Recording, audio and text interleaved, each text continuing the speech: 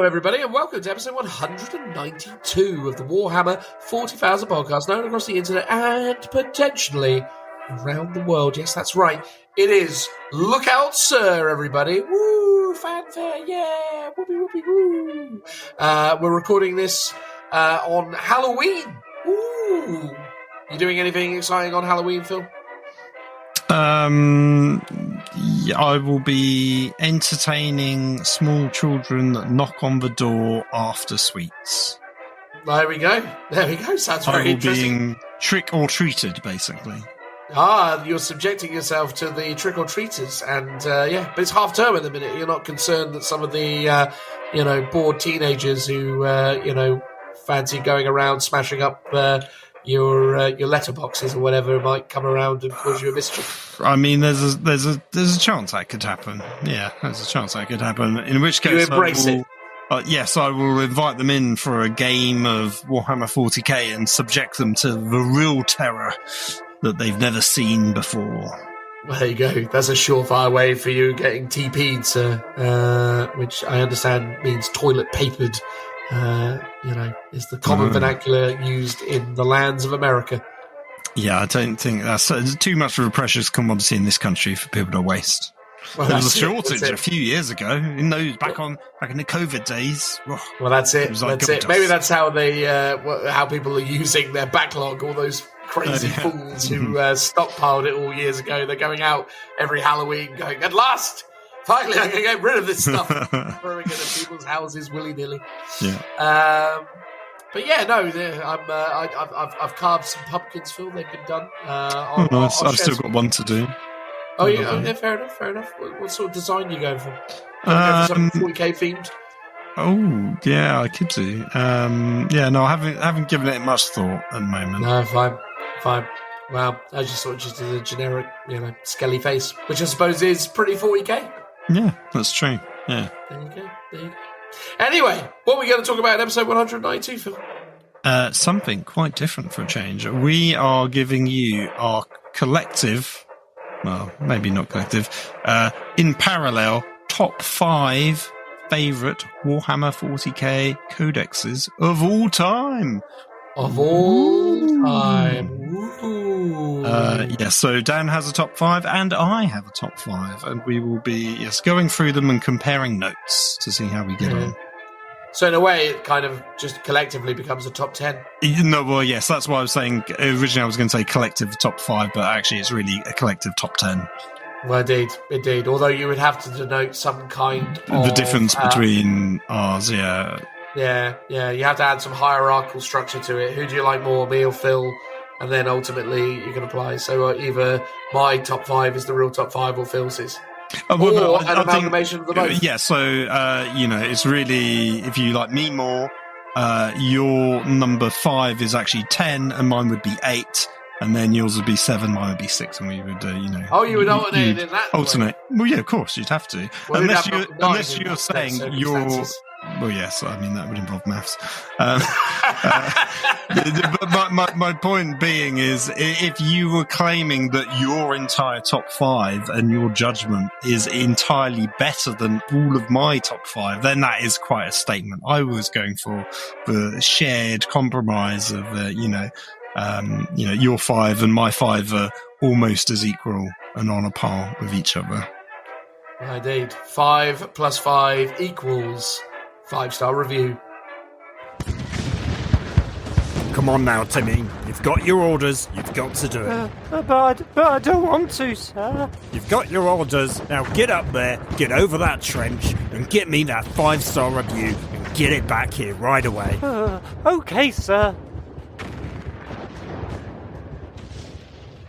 All right, Phil. It is tradition that I ask you where the 5-star review came from this week, and I am doing so now. So, Phil, could you kindly educate me on where the 5-star review has come from?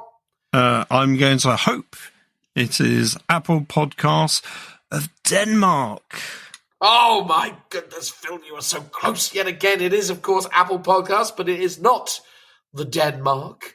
It is, in fact, Great Britain. Oh, should have just stuck with the boring answer. Pro tip, Phil. if you are to pick Apple Podcast, at least the next 2 will be from Great Britain, and then it will move to Australia. So you've got 2 more Great Britons and 1 Australia. There you go. I'm giving it away. Yeah, but you're going to mix it up, and the next one won't be Apple Podcasts of Great Britain, or will it? Who knows? Is it double bluff? That's the thing. Who knows? I may just stick to it. Who could say? Who could say for sure?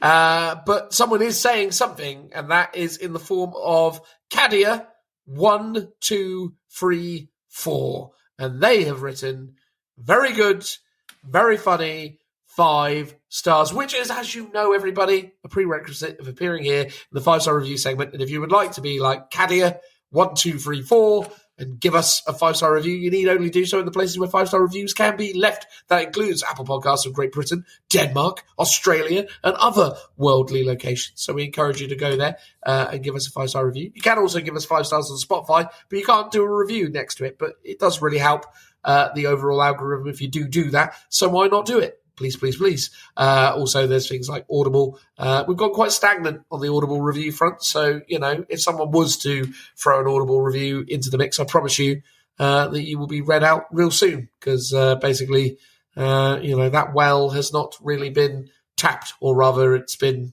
drunk dry, I suppose, in this analogy. But yes, 5-star reviews are amazing. The people who give them to us are awesome. We really appreciate it. And obviously it's amazing to hear all the amazing sentiment and lovely things that people like yourself have to say about the show. Makes us feel warm and fuzzy.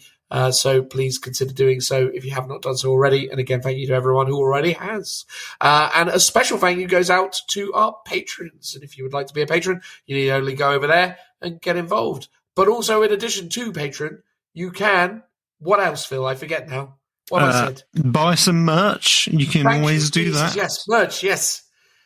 Yes. Merchandise is available. Our good friends over at the Rev Level have got your back. They will put clothes upon them, in fact. So, head on over there. Christmas, I'm told, is around the corner. So, there you go. Get involved. Brilliant. There you go. Thank you, Phil. Thank you. So we have a 5-star review from Cadia. How do you spell Cadia? How do you spell Cadia specifically? Cadia. Oh, in which case it might be Cadia then, not Cadia. I was going to say, is this an odd pronunciation of Cadia? Yeah. Well, I just assumed that Cadia was spelled differently. So, I shouldn't really be surprised that somebody left a 5-star review for a 40k podcast would be Cadia 1234 as opposed to Cadia. That is true. I know. I've only myself to blame. But yeah, they have said very good, very funny, 5 stars, and it's a really super short and sweet review because it basically says very good, very funny, 5 stars, and then the quote is the above. And that's it. That's what we've been given by Cadia1234. So thank you, Cadia1234, for your incredibly short and punchy 5-star review. I don't mind saying that the next one from Apple Podcasts of Great Britain is equally short. Although both of them are far nicer than the individual who gave us a 1-star review, but then bizarrely wrote good podcasts with interesting segments. It's very odd. Very odd situation. Oh, is it going back to the weird spoof 1-stars that we had for a while? Maybe, or maybe someone just misclicked and they should feel very ashamed that they've ruined our algorithm. Should we shout them out? We'll say, Dragon Mage 1000, thank you for your 1-star review. Maybe when you get a chance, if you'd like to, consider, clicking it. Well, here's the thing. Hopefully you're not encouraging people to now do 1-stars because you should. I'm really not. I'm not. I mean, in fact, Dragon Age. I don't know what to really say. We're just assuming you did a 1-star in error. That's what we're saying. But anyway, all of this is insignificant because whatever this dragon, whatever they're called, did. Cadia1234 has given us a 5-star review, and it is a very lovely thing. And again, thank you so much for doing so. It means the world to us. And to elaborate on that further is Phil. As above. Transitional noise.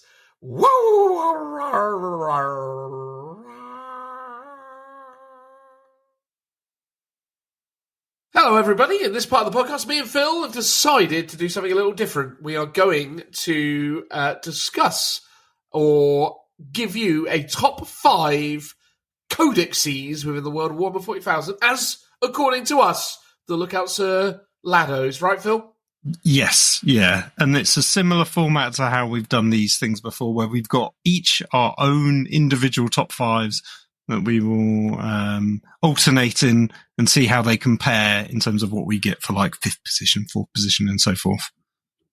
That's it. Now, we really did take a long time to think about a number of different criteria, which I guess we'll get into as we talk about our own picks for our own top 5. But obviously, it's very much based on our own personal experience of these books and the times in which they were released and the fun that we've had with them in the past. And myself and Phil have been fortunate enough to be playing this fine game for a very long time. So we've had a breadth of experience. But yeah, I mean, I basically have been playing Warhammer 40,000 since the ye old days of 2nd edition. So I've essentially experienced in some way or another every codex in all of 40k. Yeah, that's fair enough. I mean, I sort of have, although I did have a break. You did. You were one of the breakers. But I still kind of collected and dabbled, but I don't think I got any codexes around the 4th edition. So that, That's think, fair. For me, is a bit of an unknown quantity, although I've probably seen them about online and stuff. But even though I never played 1st edition, I've collected a lot of those books as well. That's it. So, yeah, we're going to, basically give you our personal picks for the top 5 books that we like most, which will unsurprisingly link to armies that we also enjoy. But I think, we might surprise you with some of the stuff that we go through. I promise Phil hasn't just chosen his top 5 order of all the different Guard books, and I haven't chosen all of my different favourite Elder books, because that would just be a bit silly, really. So we've... tried real hard to pick an interesting mixture, it's fair to say. Yeah, as fun as that would have been, and I did consider it at one point, I was like, no, let's broaden my search a little bit. Well, that's it. I would ask you to pick your favourite, or tell the listeners now your favourite Guard Codex, but I suppose the assumption would be that would be somewhere in your top 5. Well, one would hope. If it's not, then my membership has been revoked. Well, indeed. Truth be told, Phil, I had an Imperial Guard Codex that I thought deserved to go into my top 5, but I chose not to put it in there on the assumption that you would have. So hopefully you do the Guard proud and put them in there, because I have actually tactically crafted my list so as not to step on your toes. Okay, so you preempted what I would put on it. That's not... I thought... We're meant to, if we naturally come to a mutual agreement. Well, I'll tell you what. If it comes up, Phil, I'll hold my hands up, and maybe the book that I put in my number 5 position can be, surreptitiously or, ultimately removed in favour of... our mutual appreciation of a particular Guard Codex. Well, fair enough. If it doesn't happen, we can do it as an honourable mention at the end. How about that? Absolutely. But, we tried really hard to come up with a list that we hope you'll find interesting and ultimately give you a bit of flavour. It goes across all editions. It's fair to say. Me and Phil have at least discussed some of the editions that featured. So pretty much every edition, bar... I think kind of 9th and 10th edition are present really at the moment, but I feel like within our current kind of... No, but I think within our current criteria, it was kind of based around the notion that we maybe didn't have enough time for those, or they didn't necessarily... Because to be completely clear, not to give the game away, but definitely for me, 9th edition Chaos Demons was a close competitor for my number 5. Yeah, understandable. I remember you really liking it, and I think I loved it. World Eaters could have been up there as well. And at one point I actually, and this wasn't a joke, sort of considered putting in the 9th edition Guard Codex, but it was because I think it had a lot of depth and sort of building elements to it, especially around the regiments. Yeah. That was really interesting. However, it just got disqualified because it was only valid for 3 months of the edition before it all got completely wiped out. So because of that, I just didn't even consider it. I did really like the 9th edition guide book as well, because I liked the fact that it really kind of channeled some of those hobby ideas again, that everything could be anything, and ultimately guardsmen weren't just, particular... Yeah, not just Cadians. They really did a good job of allowing people to kind of express the hobby through the book, which was a big plus for me. And the first time they were genuinely good and competitive.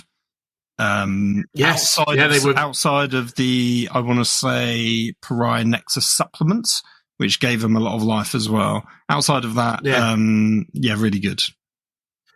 Another strong contender for me as well was the 8th edition Imperial Knight book as well, weirdly. I thought that had quite a lot to offer. But it was an interesting kind of way of approaching the challenge of like coming up with an army of knights, and it was obviously when the range expanded, so I thought that was a fun book, although I also did really like their 9th edition book as well, and I did very strongly consider putting their 6th edition book in, because it was a really weird book, because basically it was the Make a Mountain.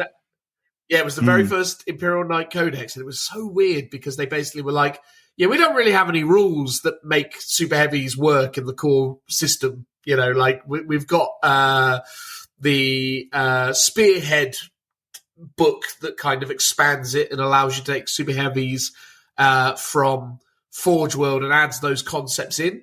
But, there's no kind of like core codex or core rules systems that facilitate running Imperial Knights. So they had to do this weird thing with that book where, first of all, they only had 2 variants, which was Paladin and Errant, because they didn't have the Warden, Preceptor, or Gallant variant at that point. So they really were just 2 things. They didn't have any armigers either. It was literally just those 2 things. Because it was just one knight kit that didn't... Yeah, one knight kit that made 2 things. It's been added to with extra sprues. You had no top rocket missile pods or anything like that. No. So that one was one that I was strongly considering as well, just because it was a weird oddity. But yeah, those are sort of my honourable mentions, I suppose. I don't know, Phil, if you have any that you want to shout out before we get into the mixture. Yeah, there was a couple that did make it. Knights, like, briefly considered for a similar reason. Things that were like the first of its kind. So Admech was one of them very briefly, but I ended up... I had it on my list and then removed it literally just moments ago because I actually had 6. I had too many because I snuck another one in there. Was it Admech and Skitarii? Because that was a real novelty, because it literally, in many respects, the Imperial Knight book kind of forged part of that trio, weirdly, where it was like, assorted forces of the Imperium, as it were. Yeah, because they got released ever so slightly separately, and there was like an interesting distinction. Again, Tempestus Scions came out in a similar sort of manner, where it was a dedicated codex all on it. So no, it was in the same era. It was Codex Deathwatch, because that was the first time Deathwatch got a codex. I believe I bought that one with the intention of doing a Deathwatch army, because, as I mentioned many times on this podcast, I had the original Death Mask and whatever the one that had all the Gene Stealers in that also had the Deathwatch in. I bought those because I loved Deathwatch. No, they were cool, to be fair. Those early releases of Deathwatch, really, really strong. Shame again that they went the way they went. But at some point, Phil, we'll have new Deathwatch to talk about, I suppose. But until then, yeah. So, I mean, particular criteria, there aren't any, like, supplements in this, other than potentially, not to preempt anything, there could be exemptions to that being, say, Codex Supplement Blood Angels or Codex Supplement Dark Angels, because they kind of had their own independent status. But they're kind of their own codexes, I would say. Yeah, so we definitely considered those. But, say Codex Supplement Craft Worlds, which was a supplement for 3rd edition, that was very kind of bolt-on expansion content. Same thing for like Warzone books or any of the campaign books, anything that really sort of stood very separate from that kind of core codex feature. We're basically talking about a complete book in isolation. We're not interested in, the add-ons that they gave them via Imperial Armory or some other kind of supplementation, I suppose. It's very much about this in isolation. Yes, I think campaign supplements or armies that existed within campaign supplements would be a really good one to do, because obviously you had like the Krieg, you had Legions, you had all sorts going into those Imperial Armor books, along with the other kind of general Games Workshop kind of campaigns and stuff like that. So hopefully we'll do that another time. Maybe what we should do is the next one, if people enjoy this, is the follow-up one, which is the more clickbaity, the 5 worst codexes as per... maybe that's where the 9th and 10th edition will shine and get its chance to appear in the list. Dear, oh dear. There we are. No holds barred on that one. Cool. All right. So, we're going to get going. The idea is that me and Phil will basically both talk about our number 5 picks, 4th, etc.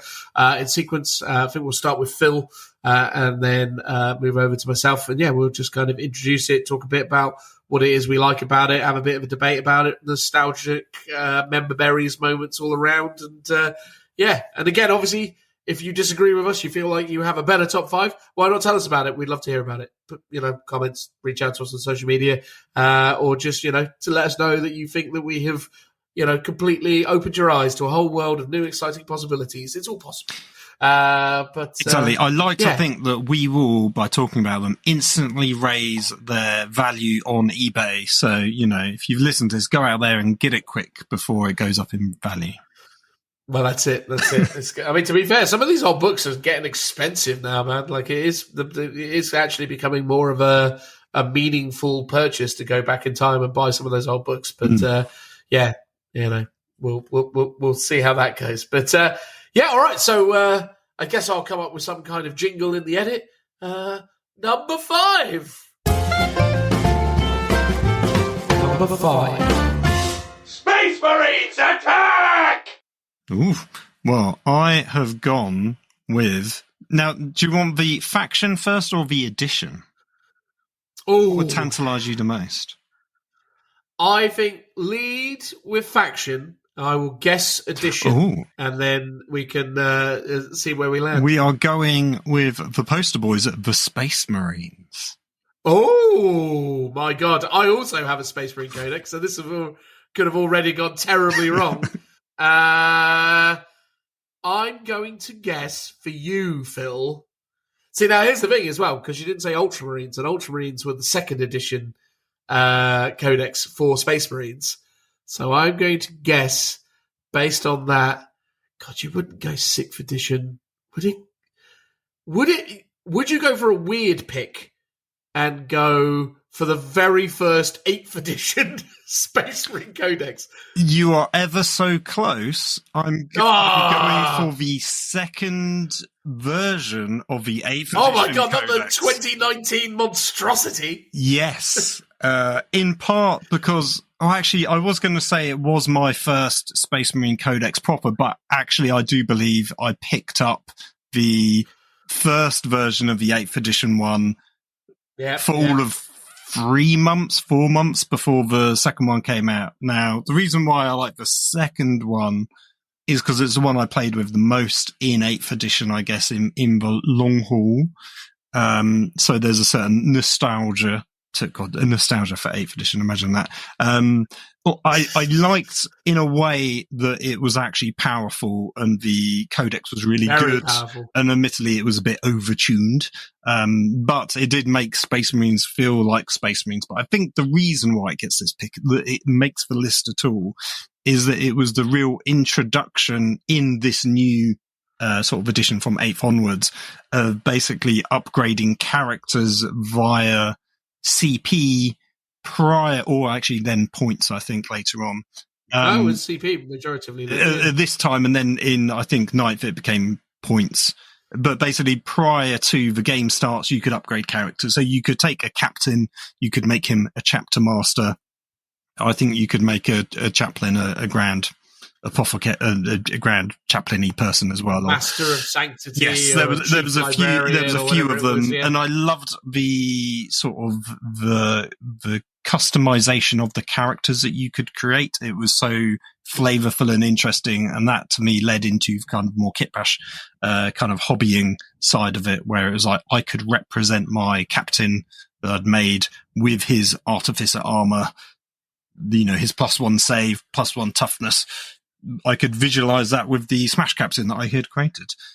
So it all sort of made sense to me. And it was those elements that I thought was foundational to that edition, really, because sort of from then onwards, that kind of mechanic of kind of customizing your characters was throughout all the other books, and sort of, went on to form basically 9th edition, which, while some people see it as a mess, I do think it is a kind of very interesting, crunchy customization, sort of heavy edition, which I thought was, good if that's what you wanted out of it. Yeah, I think that was the thing with 9th. It was very heavy in terms of all the rules felt almost unnecessarily dense. Yes, there were the downsides because there was too much in some areas, but then in other areas it was really good. And I think with Space Marines, it was such a sort of simple army to plug and play. The extra added elements to it weren't, they didn't give you like brain fog because it was so complicated. Whereas the AdMech Codex, I remember in 9th edition at least, it had so much complexity around the army rules that you're then layering on all these extra stuff. It was just mind boggling. Whereas Space Marines actually did it really well in at least the 8th edition 2nd Codex. I think there's a weird thing there because I think actually in a way, like in so many respects, Space Marines had so many layers of complexity when you consider that all the different flavors of Space Marines added in on top of variables. Yes, no, that is true. Yeah. And like they were one of the first that really kind of introduced the notion of these like super doctrines. That was the big feature of the Codex supplements around, which, okay, fair enough, wasn't necessarily representative of its core principles. They also did a really good job with the 8th edition book, I remember, to actually introducing the concept of custom chapters, which again kind of started to become more prevalent, which was really interesting as we marched forwards. And I definitely remember at the time the notion of these custom chapters was actually really quite strong, and again led to a number of interesting situations. It was you basically, I think it was actually a bit like the Guard Codex from 9th, right? There was a big long list of things, and it was like pick 2. Yes, correct. The one that was really good was like you could only have that one, and those tended to also mirror the primary chapters as well, like the first founding chapters in terms of their abilities. I think, or the cool one is you pick that and then you pick the first founding chapter. It's funny, isn't it? Because at the time it was such a core part of the vernacular to be able to sort of quote like the most common things. Because it was like it sons of the Primarch, or in the image of the Primarch, or some sort of common term that we all use. Inheritors of the Primarch, I think it was. Yeah, where you were like, oh, so it's just an ultra. Yes, fine, whatever. That was the one that you pick if you want that. Yeah. But then there were like all sorts of crazy things like fallback and charge, or like loads of like scarily strong stuff, and they still kept their doctrines as well. So if they were like a army that was utilizing so in that this time, forgive me, Phil, because I haven't thought about this book in ages. Obviously, you brought it up. Hopefully, the 2019 book. That was when they introduced the idea of there was a heavy tactical and then assault doctrine. That was the 3 doctrines, right? Yes, it was heavy assault. Tactical, tactical, and you could basically you started it. No, it was Devastator. Well, sorry, Devastator, tactical assault doctrine. You started in Devastator, and then the idea was that you basically had to go from Dev to tactical to then assault basically. And then it was only later, maybe that was in the 9th edition one where they made it more flexible, or actually that might have just been with updates because it was too restrictive initially. So, and this was also the time when they were doing Bolter Discipline as well, right? Which I quite liked as a general rules mechanic, and I think they'd introduced that maybe prior to this codex, but then it was they did it as a beta. And then it was sort of finalized in this codex. Yeah. I mean, the thing I really love about that codex, and I genuinely did enjoy it, was the fact that they really layered in a lot more character as well, and gave the 6 chapters that aren't, Blood Angels, Dark Angels, Space Wolves, a lot more flavour, which I felt was great. Obviously, the Ultramarines got a really good supplement. The Raven Guard, the Iron Hands, the White Scars, Imperial Fists, Salamanders. I'm probably forgetting one. Have I forgotten one? Salamanders, White Scars, Iron Hands, Raven Guard, Ultramarines. There's one more, isn't there? What am I forgetting? Imperial Fists?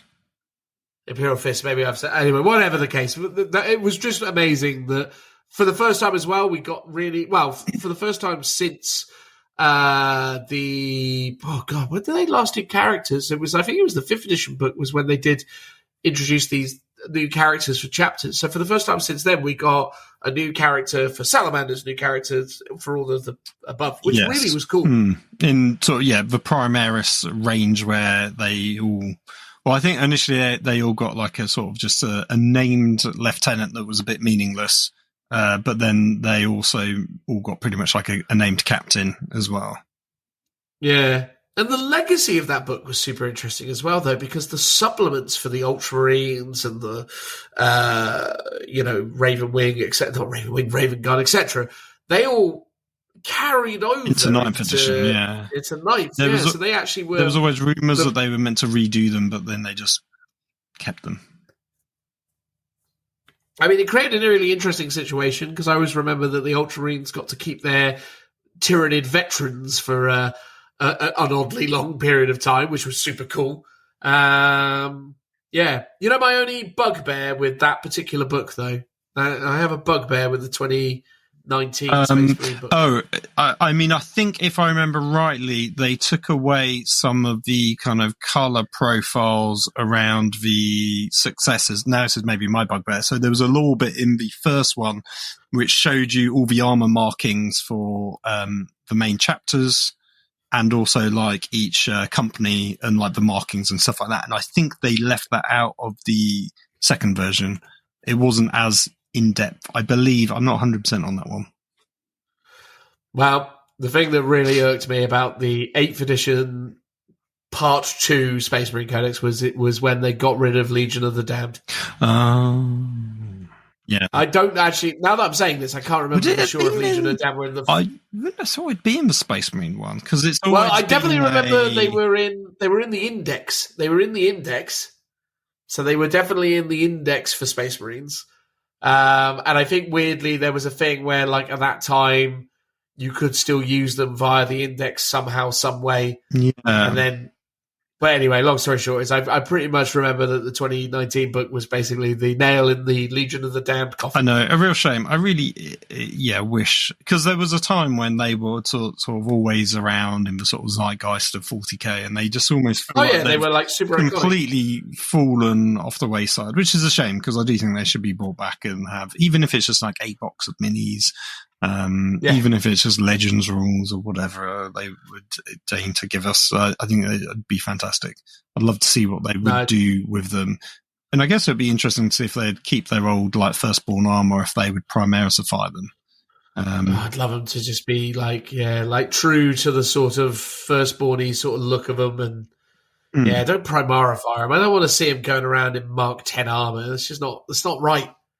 Yeah, like you either do the sort of classic one where the flames, for example, are just like armor markings on their armor, or you do the slightly more sort of modern revision of them, which I've seen loads of people do when they do kit bashes. And probably what would look cooler is it's like the flames are sculpted on their armor because they're actual literal, like, warp fire flames coming off of them. I think that'd be quite cool.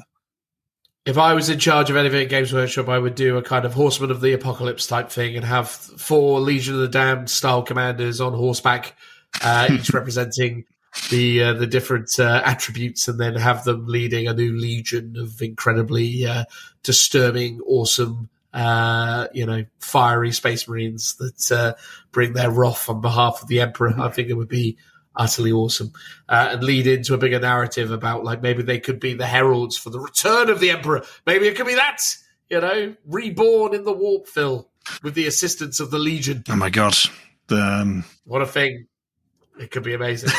Anything else you want to add on the topic of the 2019 Space Marine Codex, other than obviously the fact that it was very powerful? I mean, it's fair to say, for as good and interesting as it was, it definitely represents a bit of a downtime in terms of the fact that Space Marines did almost overnight become crazy good, which I guess isn't bad for the sales of Space Marines, but was in terms of pretty the low for competitive the state of the game. meta, not great. In terms of pretty much everyone has Space Marines, and you want sort of Space Marines to, have that power fantasy, and it was playing into it. I don't necessarily have a problem with that per se. But you are right in terms of what 9th edition needed to do was just take that codex and tone it down. And actually, in a way, the 9th edition codex was really good because that's exactly what it did. So good. It sort of did everything that you wanted and just tweaked it down. And then they kind of unfortunately ruined all the other codexes by just increasing the power creep of all the subsequent codexes and not keeping them in line with that 9th Ed codex. Yeah, the 9th Ed Space Marine Codex was such a great sign of what could have been, and then everything just started getting very powerful thereafter, which was a real shame. But all right, well, I guess I can talk about my number 5, which surprisingly, Phil, is also a Space Marine Codex. Phil, ooh. What edition could it be, though?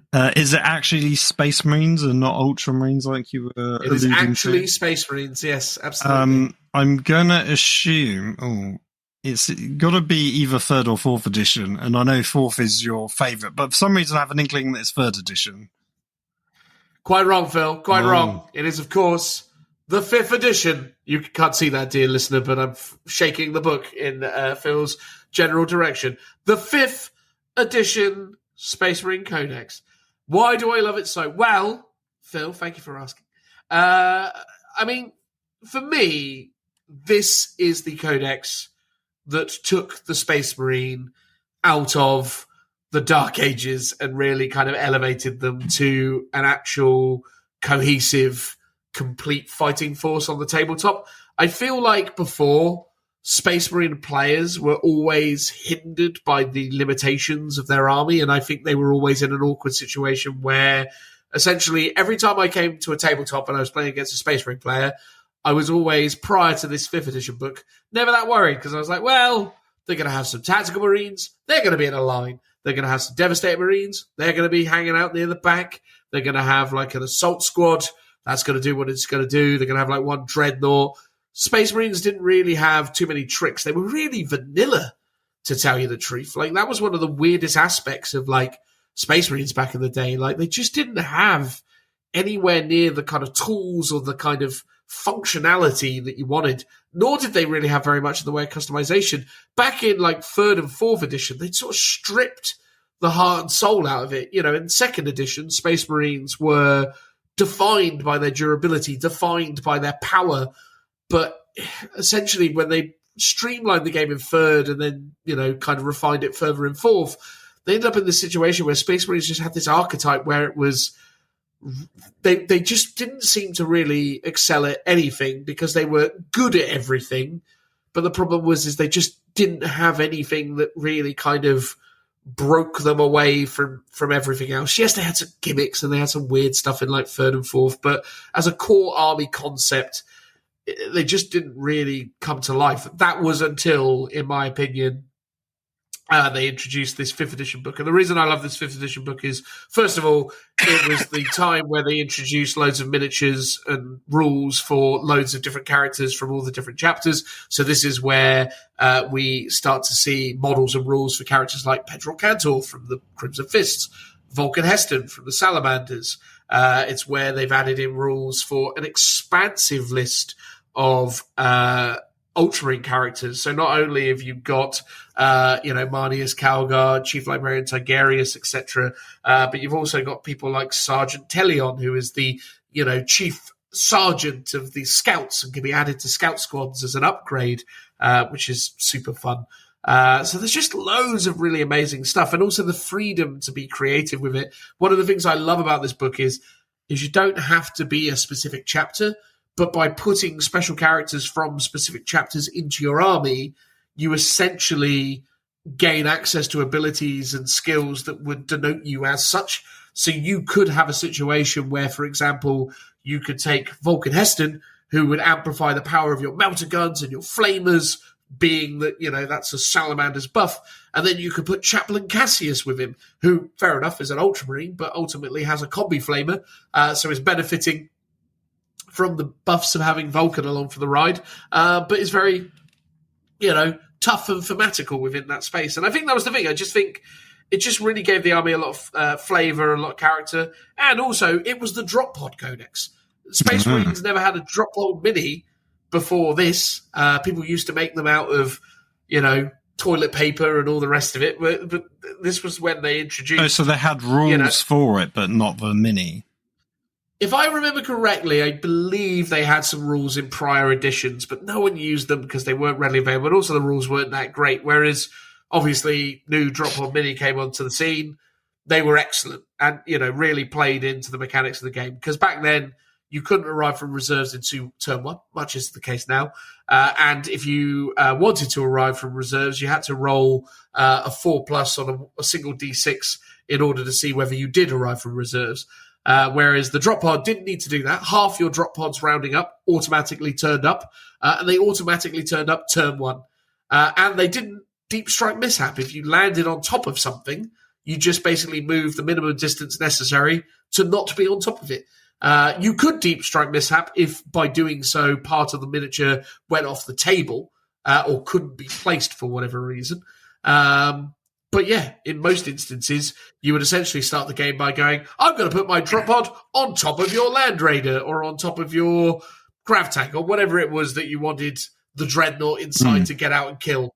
And then basically it would correct itself accordingly. Out would pop your Dreadnought with his multi-mounter. And if you were really, really jammy, boom, went that terrifying threat, which was super cool. And also they added in loads of flavour. Like, this was the time where GW was really reaping the benefits of its expansive range, but they were really starting to produce loads of amazing, new sculpts for your chapter masters and for your other kind of functions. They started adding in new veteran sculpts. It was just a really exciting time in terms of everything that was available. Space. Were there Centurions? Did they bring them out in this edition? No, this was the time before Centurions, Phil, which again, another big plus. Yeah, no, exactly. Yeah, exactly. This was the edition where they introduced the drop pods. I think it was the Scout Bikers as well. I think Scout Bikers were introduced around this codex. Venerable Dreadnoughts, I think they might have been the codex before, but I think maybe the Ironclad Dreadnought got added to this. In fact, I know it did. So they've added in yet more variants of Dread there as well. Or I'm saying these things with confidence. Maybe the Ironclad came later. Whatever the case, it was a great book. Really just took the Space Marines into a new, exciting direction. And I think in many ways laid the foundation for them becoming, what they are now, really. Because I think, this book for me was really representative of the first time ever where people could do lots of fun, creative things with Space Marines, which was a lot more difficult to do before. I think before, if you wanted to build a fun, dynamic, powerful army, you kind of looked elsewhere before thinking about Space Marines. You were thinking about, collecting Elder or Tyranids, etc.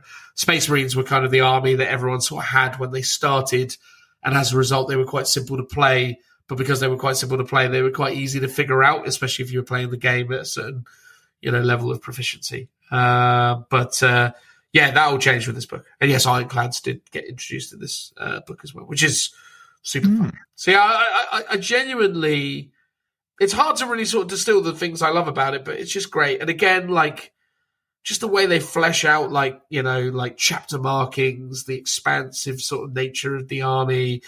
Yeah, it's just great. It's a really, really good book that really kind of celebrates all of the amazing stuff that Space Marines can be. And all I remember is I went to Games Day in 2006, I want to say. Yeah, Games Day.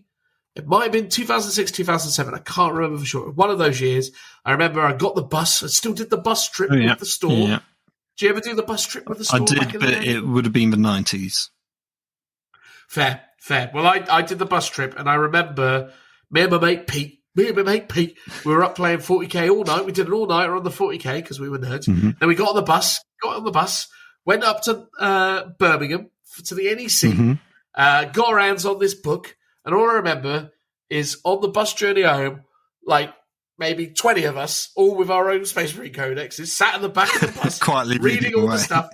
being like, oh my God, that's ridiculous. Like, what have they done here? Oh man, have you seen this? Like, we were literally just gushing about all the insane stuff they'd done to Space Marines. And I just, maybe it's because of that, but I just think, at the end of the day, you can't talk about great codexes without talking about Space Marines. And I genuinely think the 5th edition Space Marine Codex is the best Space Marine Codex since possibly, ever. I just think it's damn near perfect. In my opinion. You obviously have no memory of it, Phil, because you didn't play 5th edition, but, No, exactly. I can't really comment on that one, but I will trust in your words of wisdom. Well, that's fair. That's fair. Well, if anyone has a difference of opinion, I mean, don't get me wrong, there was some very strong stuff in here.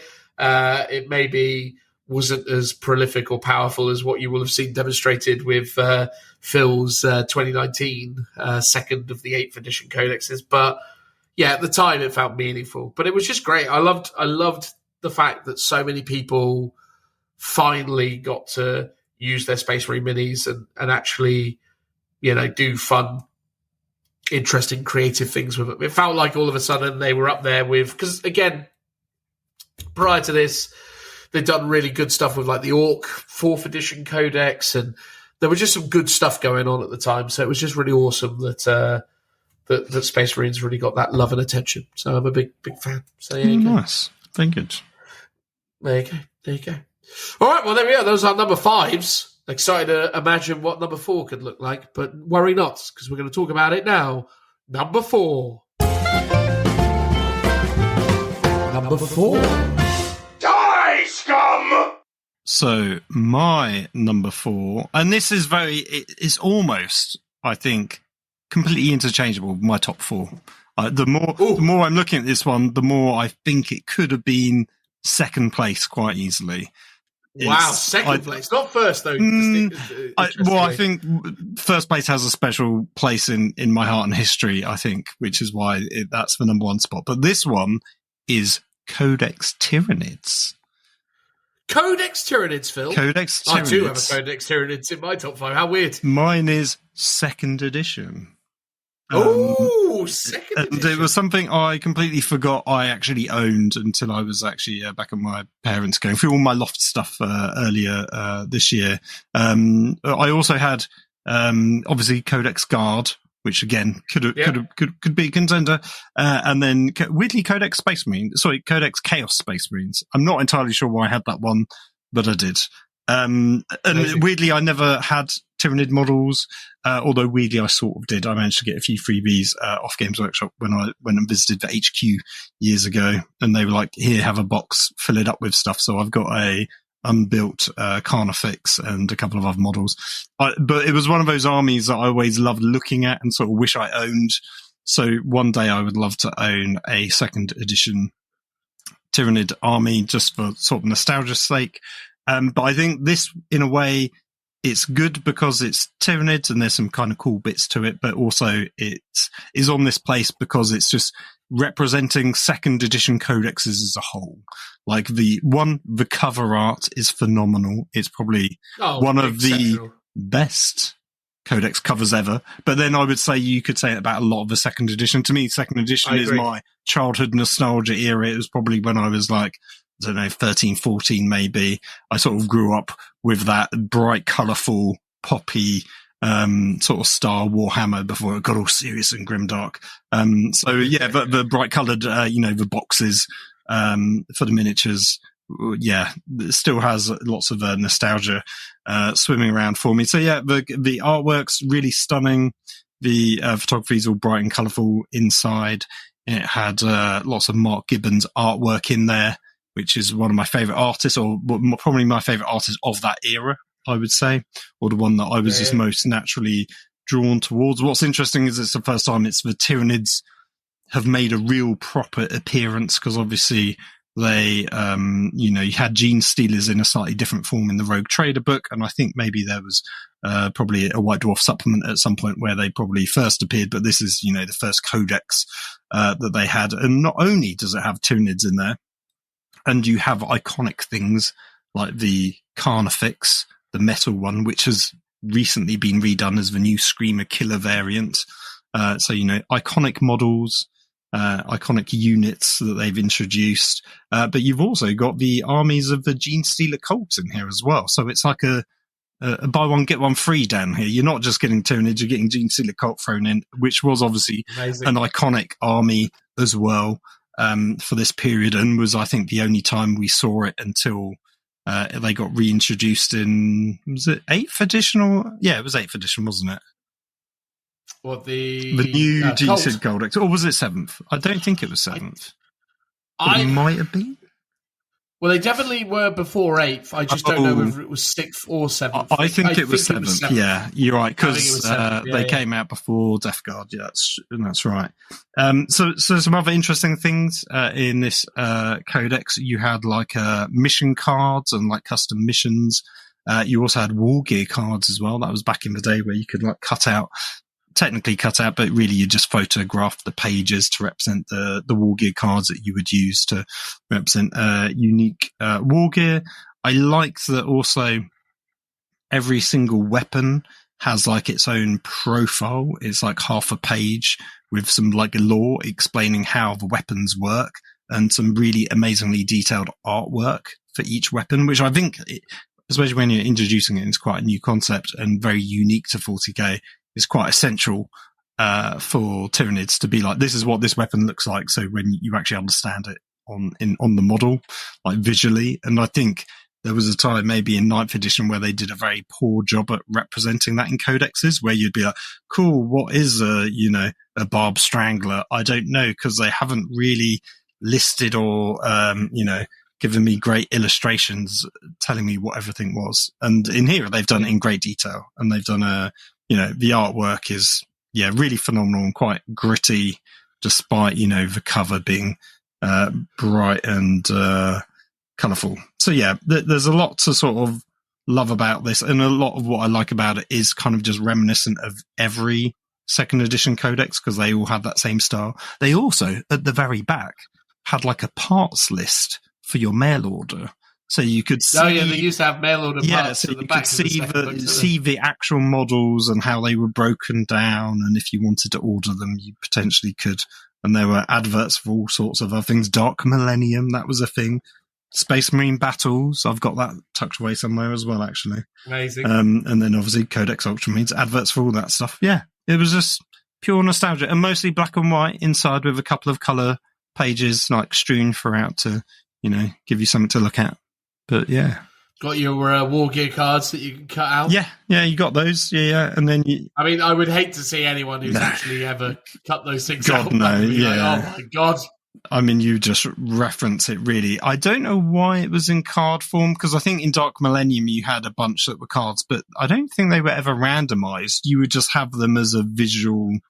You still purchase them with points. Cards, which ironically you kind of get now with like the decks. Like it's almost like an index card, but for literal war gear. I loved the old 2nd edition Tyranid book. They did heavily that. So 2nd edition definitely had the synopsis rules within it, right? Like they definitely introduced those concepts that miniatures or models in there were all powered by this kind of hive mind and all that stuff. I think so. I could have a quick look. I feel like they did. I can't remember whether they first introduced that in 3rd edition or not. I think they introduced weird statuses in 3rd edition where they would have like particular attributes that they would fall into when they aren't under the influence of the hive mind. So they'd be like prey creatures or hunter creatures or whatever. I don't know. They had like different archetypes depending on whether they were in synapse or not. But I seem to remember there was definitely, I mean, they definitely had a heavy emphasis on some mad psychic powers. I remember a bunch of stuff in there about like zoanthropes and all of the ways that they would throw like magic missiles out of their brains and things. There was a lot of crazy stuff in there. So looking at it, it looks like they had a special rule where you had to pretty much shoot the closest target for your Tyranids, unless it was a vehicle or something like that, which might have been a precursor to the sort of synapsis rule. But then maybe it goes more into detail about, it allows you to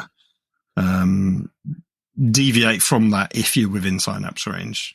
So, it might have been in there for sure, or at least for... Yeah, because I couldn't remember for sure whether they introduced... Because at some point, I Synapse definitely became a real thing in 3rd edition. I know that for sure. I just didn't know whether or not they'd had it beforehand. It wouldn't shock me if they didn't, because again, I think they're probably thinking about it in different kind of ways back then.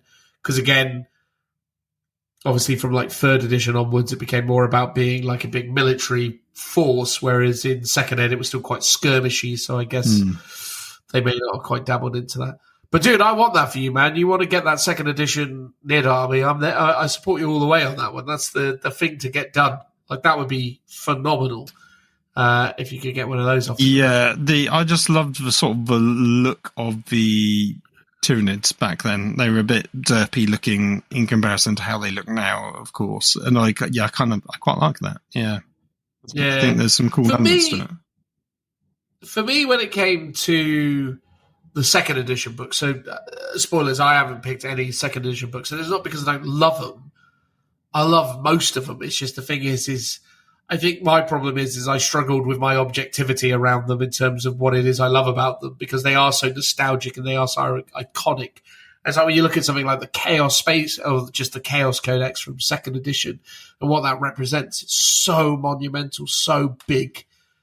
It almost feels unworthy to be spoken about in a sort of top 5 status, or rather it feels beyond that. It almost sort of sits in its own little space. And I think the Nid books there, I loved. Probably my favourite of the 2nd edition books was the Orc one. I thought that was just phenomenal. Yeah. Like, just rules for some of the artillery pieces they had, the shock attack gun, even the Orc alphabet with all the different words and things for, like, all their little slangs for what they called all the different races in game. I just loved that book so much. Yeah, I came very close to having the Orc... weirdly, the Orc Rogue Trader book in there, because they had Orcs, Here We Go, which was an extra book, and then they had Freebooters, I believe, which was another book, and they were all jam-packed with lore about the different like subcultures of the Orcs. And again, a seminal piece which defined Orcs for the 2nd edition one. So yeah, Orcs, you came very close to featuring in the list, but didn't. And yeah, the 2nd edition one, again, a super iconic cover. Obviously, it's got Gaz in its sort of first miniature, like solo miniature that wasn't like converted up that you saw in the other 1st ed ones. So yeah, some really, cool bits. And I think the 2nd edition ones did, you had, for example, Yarrick as well in the 2nd edition Codex. You had all these great iconic characters that, with the exception of Yarrick technically, have lived throughout all the editions and been sort of major players and stuff like that. A lot of it came about in that edition. Yeah, totally, man. No, I genuinely really love the 2nd edition books across the board. The Nid one's a really interesting one. I had the Nid book growing up. When we started out in the Warhammer journey, me and 2 others of my brothers got into it together, and one of them played Orcs, one of them played Nids, and I played Elder. So as a result, I'd spent a lot of time pouring through the Nid book as well, just because I thought it was amazing. But yeah, great book. I mean, what can you say about 2nd edition books? They're basically the foundation on which so much of this has been developed. So, yeah, phenomenal. My number 4 pick is a bit out of left field. It's a strange book. I dare say there are a lot of people out there who have no idea that this ever existed, or are even, able to believe that it could have. But I kind of want to guess, because I know that there's a very... I'm not necessarily sure it was a supplement, because it was called a codex, but it's probably the smallest codex known to mankind, and I'm not even sure what edition it was. Probably maybe 3rd or 4th? Please lay it on me, mate. What are you thinking? Codex Assassins. I did buy Codex Assassins the other day, actually. I managed to find a good deal on it. But nice. No, this is even weirder, because Codex Assassins technically has had 2 books.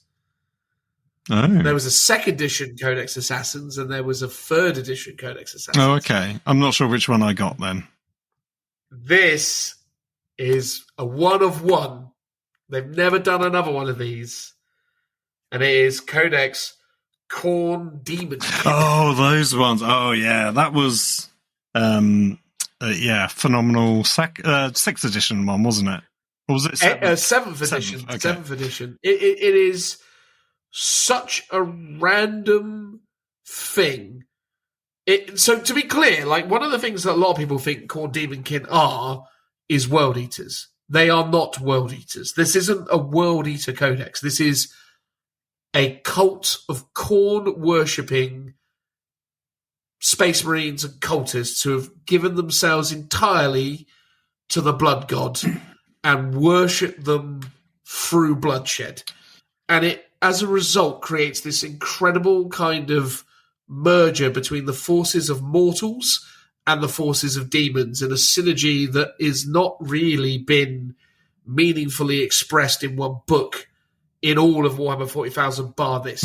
I think the only probably closest we have now is bizarrely the Thousand Suns. Thousand Suns, because of Zangor and also the use of the warp fiend, the big slaughter beastie creature that they get access to, the demon portal. They're kind of strangely more kind of symbiotic with their demon counterpart, but no one else is, right? Like, you get Codex Death Guard, there's little to no demons in it anymore. Certainly in 10th edition, but even in like 9th, they really kind of toned it down. They were like, oh, you can maybe take some Plague Bearers. Maybe. But like, this was a one-on-one in so many respects, but it was the fact that, it's that really incredible synergy because the army was intended to be an army of mortals and demons fighting side by side in a kind of collective love of slaughter.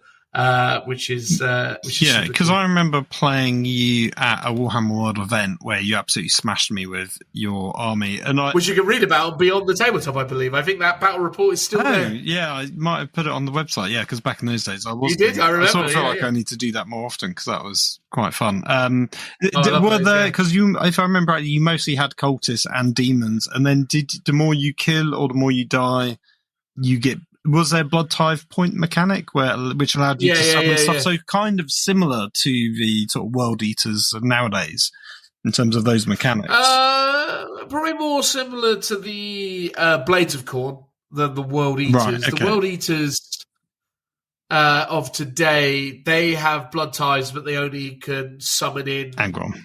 Can they? Oh, there's a question. Can they summon in other things? They might be able to summon in other demons now. I might be getting them wrong, but everyone just uses it for Angron, I thought they buffed themselves and then summoned in Angron. I think that's it. So I don't think they can summon other demons. It is just Angron, basically. But the kind of concept is sort of loosely similar. Like maybe their 9th edition version allowed some other demon summoning. I might be wrong about that, but I mean, I almost certainly am. But this was... so basically, if you lost a unit, you gain a blood tithe. So if something died, you gain blood tithed. If you killed something, you gain blood tithes. And you could scale it all the way up to a total of 8 blood tithes. And if you got 8 blood tithes, you could take a leadership test. And if you pass that leadership test, your character that you summoned it with would die, but it would be replaced with a greater demon of Khorne. Mm-hmm. So you could basically have a Bloodthirster of, I think it was the Unfettered Fury version.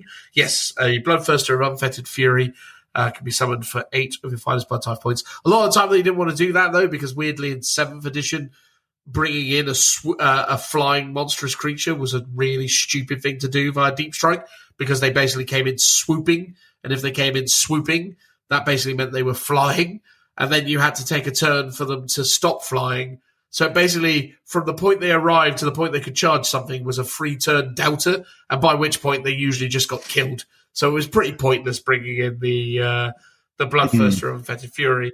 But it was really cool to summon Blood Crushers or Bloodletters or, Hounds. There were lots of really cool things that you could bring in its place. Skull Cannons. I was going to say Skull Cannons. I remember you having... did you have 2 of them? I had a couple, that I would try and bring in. They were a pain, I remember, yeah. Well, my combo back in the day was I would have a big unit of Berserkers in a Land Raider.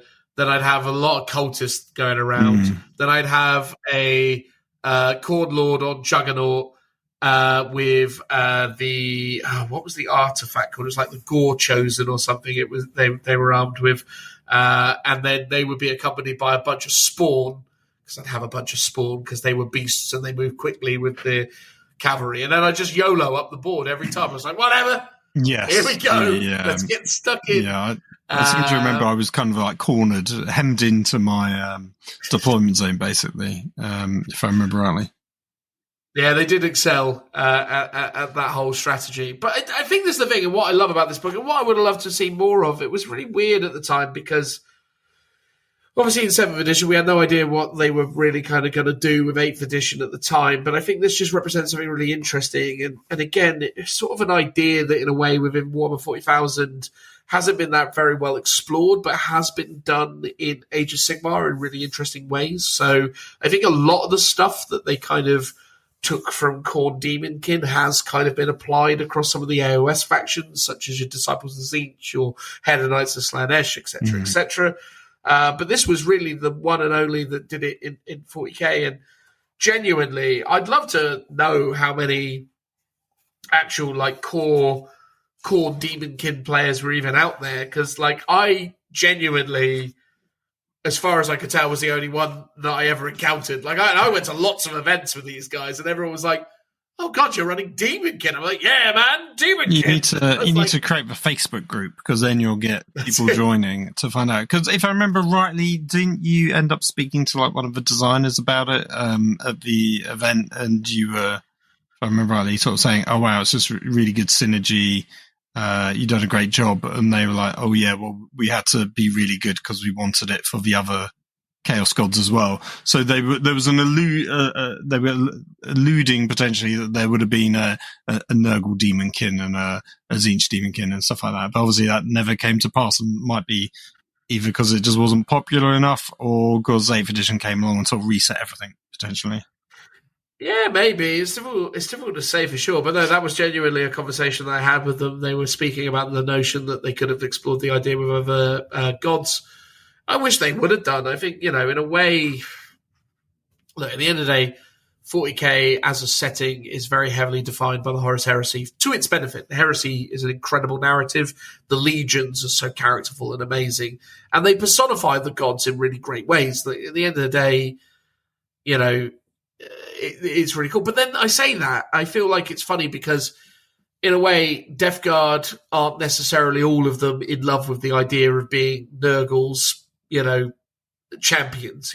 People like Typhus and others have more of a kind of frustration with that. Or rather, no, Typhus actually, weirdly, is really in there with the god of Nurgle, whereas I feel like it's Mortarion is a little bit more down on it, whereas like Thousand Suns as well, they really don't like the fact that like Tzeentch has kind of tricked them and made them the way they are. There is a sense of kind of a sense of loss to that. The World Eaters are loons, so they're a bit sort of different. And the who's left, the Emperor's Children, I mean, we're still to really kind of see how that kind of manifests itself as the new thing comes along. But in a way, I kind of feel like these kind of armies where it's kind of mortals worshipping the gods, and even though some of those mortals are Astartes, there's still a sort of purity to it, or a kind of it feels more like a kind of unfiltered chaos faction, which was what I really loved about it. Yeah, I guess the closest thing to that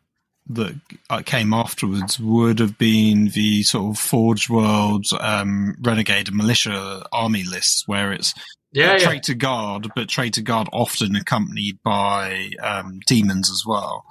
Yes. They were sort of more like big mutated beasts, not necessarily like demons, but I'm sure there was access to some of them via, say like some summoning mechanics. So there were loose elements to it, and that gives you that more. Yeah, the Siege of Rax books was interesting format because it was showing you like chaos on a global scale. So you had your cultists, your traitor guardsmen, your demons that would appear later on, and then you also had the Chaos Space Marines that would join the fight as well. Like you saw the whole range of chaos as a force. And yeah, you don't get that anymore in an individual book, basically. Yeah, totally. Genuinely, I think that's the thing that's so lovely about Demonkin, and I would love to see him return. I don't think they will. But I tell you what, actually, it's really funny as well, is when you flick through this book, is how good a job they've managed to do of not actually featuring too many World Eater images. Like, as you go through it, I think I've only picked up like maybe one World Eater symbol and imagery that I know is obviously kind of generically depicting followers of Khorne. But yeah, like, you know, they've managed quite well to sort of create enough sort of artwork to make it evidently not just a World Eaters sort of a book, I suppose. And again, also as well, I suppose it's worth saying as well, it was a really interesting stopgap because at this point in time, like, you got to remember when this 7th edition Demonkin book came out, we didn't really have single god armies at that point. Everything was kind of in the Chaos Space Marine book. We only just had Thousand Suns. And in fact, I think Thousand Suns came after Demonkin. So I think that's right. Yeah, that sounds about right. Yeah.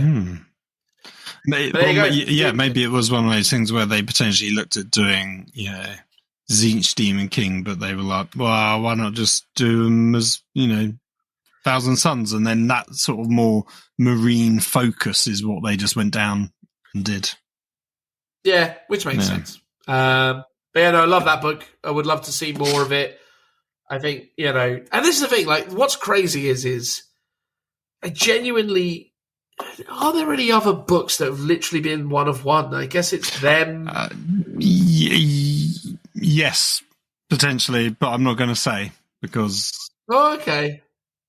Because of spoilers. Yes. Because I know, like, I mean, there's stuff like, you know, Witch Hunters, but they were basically Inquisition plus sisters, so they go on and become something separate, but they still exist. Right, I okay, in that respect, probably, yeah. I mean, I suppose these guys still exist, because you can still take demons, and you can still take... But it's like the Scion Codex, that was a one-off. That's one, true, but then they just got amalgamated into the Guard Codex afterwards. Yeah, you can still run Scions in some way. And you could say that about the, you know, Skitarii Codex, right? Because Skitarii still exists, but there was a time when they were just a unique codex of their own, and that doesn't exist anymore.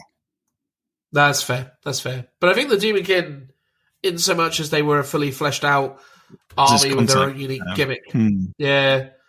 Because, like, here's the thing: you can in 10th edition 40k, you can through allies have a Space Marine army that's dedicated to Khorne that could have some Khorne allies in it. So theoretically, it's achievable, I suppose. Yeah, it's interesting. It's a very different vibe. It feels very thematic, and it's the sort of thing that Forge World would do, or it would be like a campaign army book sort of codex rather than a sort of literal standalone codex. Or it'd be one of those like EPUB supplements you got in that kind of sort of 6th ed, 7th ed era where you did get these sort of novelty army lists. So the fact it's in an actual physical hardback is quite a rarity, I think, for what it is. Yeah, and it's core GW. Yes, yeah, not Forge World, who did all the sort of the fun narrative stuff. I think really what it was is because they did so much amazing Khorne stuff for the end times and for early Age of Sigmar. They were just like, how can we sell more Great Demons of Khorne? Yeah, quite like Put them in 40k. Like, because prior to this, they didn't have all the different flavors of Great Demons of Khorne in 40k. Okay. So yeah. Anyway, that was our number 4s. Number 3. Number 3. So, if Khorne Demonkin is a chapter of Space Marines, this is probably your Primarch. It is Realms of Chaos, 1st edition. Oh my god! I had to sneak one in. Orcs was in there, but got bumped out by Realms of Chaos, and somewhat its sister companion piece, Sleeves to Darkness. which was Sleeves as to well. darkness. Sleeves are slaves to darkness. Okay. Or sleeves to darkness. But Realms of Chaos, if I had to pick one, would be the more definitive version. I sort of feel like I own this as a child, but I've got the reproduction ones that came from Warhammer World that they still sell there now. But looking through it, I feel like I've looked through it many times before. So I either had a copy years ago that maybe just disappeared in the mists of time, or I just borrowed one maybe, or just read a friend's or something. What was interesting about this was obviously this was like the first big thing to sort of flesh out what Chaos was for 40k, but also it worked for fantasy as well. It was like a cross-compatible compendium, which was really interesting. There's some really iconic, like really interesting, kind of weirdly very grimdark artwork, I would say. A lot of Ian Miller type of artwork in there. And there was some, it was just full of flavour. It's almost role-play book-esque, and in fact a lot of it could be used for role-play. Again, because Rogue Trader was more of a role-play game rather than a sort of tabletop war game. So I remember there were two things that really stand out to me that I just loved about that book, and that I would just spend ages looking over.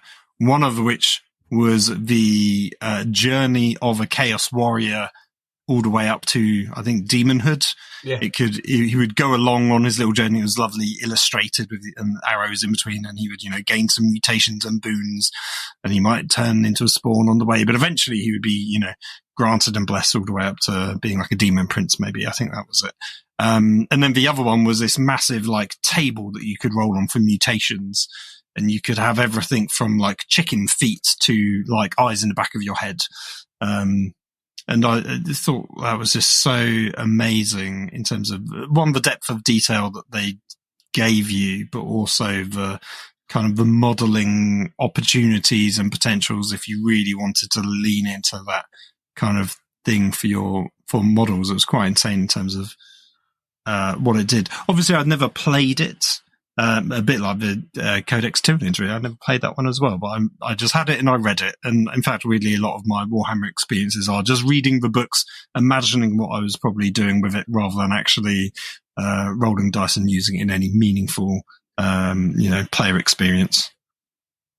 Well, that's some of the beautiful things about really great literature, really great codexes, is as much as an opportunity of creating something that's evocative enough that you want to collect and paint and build an army around it, but also it's really just amazing just to kind of unlock that imagination and just kind of create those ideas, I suppose. So I think, at the end of the day, Realm of Chaos definitely does that. It was in spades. I'd still actually, every time I'm up in Warhammer World, it's the wrestle. I'm always like, is this going to be the time that I just buy it? I mean, I picked up the Slaves to Darkness one relatively recently. I think either beginning of this year or tail end of last year I got that one, because they are expensive. They're not cheap, but they're weighty tomes. They are on average the size of the old Forge World books, like twice as thick as a current codex. So they are jam packed with rules and lore. I remember, I think it's in the Realm of Chaos, you've got these amazing color profiles that are like beautifully illustrated, showing each page is dedicated to a god, and it's giving you like the banners and shield designs and the pauldrons on the Chaos Space Marines, like of how they all look, and they're absolutely stunning. And I think I saw, it might have been it was either Jordan Sorcery or Film Deg Miniatures. It probably would have been one of those two recently, where I think he was saying that he saw them in person, and actually they're like drawn out on it was like A3 or something, like really massive pieces of paper, and then just shrunk down to fit in the book. So really impressive bits of artwork. Just really iconic like imagery in those books. So you could almost just enjoy the book without even reading a word. And quite often I'll just thumb through it, just looking at the pictures, because that's one of my favorite things to do. Just look at pretty pictures and just be amazed with all the weirdness of the Warhammer world. Well, I feel like that for me, I'm very visual. My dyslexic brain makes it a real struggle to kind of consume the literal or rather the sort of the literary part of it, the written part of it. So I always found that I was one of those as well, where I would pore over the details of the imagery. I mean, like for me, like the third edition rulebook was just a treasure trove of incredible art. I always remember looking at like the pages of the mutations where the characters had varying degrees of physical ailment and the ways that those are impacting them, and just thinking about what that says about the world. And even when you talk about that stuff with the heraldry, the shields, the symbolism, everything that goes into it, it just gives the world weight, and it gives it a sense of significance, I suppose. And I think that for me is where things like Realm of Chaos and the kind of love and attention that goes into them is just, deserving of praise. And, again, 40k is where it is today because of things like that and the stories and ideas that, all being honest, were heavily developed since, the world of Warhammer 40,000 and the concepts of chaos have been so iterated and developed beyond what Realm of Chaos, put in our mind. But what's amazing is when you go back and look at that stuff, is how much of it is still kind of there. That's the thing that's wild. I think they do. I think there's so much love for that period. They do constantly re-reference it as well. So yes, it has grown and moved on. Rogue Trader is not 40k in almost, only in the loosest of vaguest, recognition. Like, there's Space Marines, but, the Space Marines are almost like police a lot of the time, in terms of the way they're interacting with civilians in the 40k setting. They're much more sort of punk aesthetic than, what they are now. Like, they're totally different, but visually they're slightly similar. They do like to sort of do little callbacks and stuff like that to this time period. And as you say, it was basically the foundation of what Chaos went on to become, albeit it has moved slightly in a different direction at times. But I love it, man. Like, I think and again, I've not really extensively read it or had exposure to it, but obviously through the zeitgeist that is just being a fan of this, I've heard a lot about it and consumed a lot of media around it kind of passively. I think it is obviously a really amazing thing. And I may actually be motivated to go and pick it up when I am next in Warhammer World, which won't be too long. We're actually up there in a couple of weeks, aren't we? So maybe I will finally take the plunge on that one. But no, mate, I mean, it's a great pick. It's a great book. I mean, is there any particular thing about it that sort of stands out or warrants it? I mean, again, it's so mad with those first books. It's kind of like, it's the beginning of everything. What more do you want? Like, it's kind of, is that in it? Yeah, exactly. It's like, because I haven't re-looked at it for this episode, so going off memory, like I said, the three things that stand out to me, other than the artwork itself, is one, it was 40k and fantasy combined as a sort of dual setting, like it was a cross-purpose book. Two, the mutations that were kind of mad, and then three, the sort of the explanation of the Chaos Warrior's journey up to being a Demon Prince. They were like the iconic elements that stand out to me the most about that book. I mean, I'm sure there was plenty more in there, but those are the three things that spring to mind about like what was really interesting and engrossing about that book, basically. That's fair, mate. That's fair. Great pick. Going to the other side of the spectrum, my number 3 is a book that many people probably would have imagined that I put higher up, given the overall significance of the book to me personally. But I had to be kind of reasonable with where I put this book in the grand scheme of things, because although this is my favourite codex ever, I think the two that I want to kind of put ahead of it represent a lot more kind of significant things, and with the weight of kind of understanding what they kind of are and what they did, I think kind of deserve to go a bit higher up the pecking order. But this was the book that for me kind of, really, really defined what has been for a long time my favourite army in Warhammer 40,000, and that is, of course, the 4th edition Elder Codex, which is, in my opinion, the best Elder Codex ever created. It is the template by which all other Elder Codexes are judged and fall short, in my opinion. I think this book is definitively the best adaptation of Elder, and the fact that the people that work on the rules of Games Workshop have lost sight of these kind of compromises, these kind of design aesthetics, is a travesty, in my opinion. I think what's happened to the Elder over the years, and I understand that I'm a fan of Elder. I like Elder. I think they're an amazing, incredible army that is probably, in my opinion, one of the more exciting aspects of Warhammer 40,000. For me, Elder are like the best thing about Warhammer 40k. But the problem is that it seems like a lot of other people who also write rules for Games Workshop like Elder as well, and they just don't seem to understand how to build a fun, nuanced, interesting army anymore, and instead just chuck every which advantage they can at them. I genuinely would be amazed. I mean, obviously, admittedly, it would require someone to go back and learn the rules for 4th or subsequently 5th edition Warhammer 40,000 in order to play this Elder book. But I'd be amazed to see what a modern Elder player who kind of jumped on the Codex around like maybe, I don't know, 8th or 9th edition would actually think about this, because, yeah, what I love about it is everything in it is useful, but nothing in it is overtly overpowered. At the time, Dark Reapers probably were a bit too on the powerful side, but in the fullness of the kind of history of this book, they really kind of corrected it as other things kind of came through. Eldrad Ulthuran in particular, actually, as well, was quite a strong character. He had access to all the Elder psychic powers, which were hugely beneficial. So back then, the kind of main 4 psychic powers were still kind of prevalent, that being Guide, Doom, Fortune, and Warp Storm,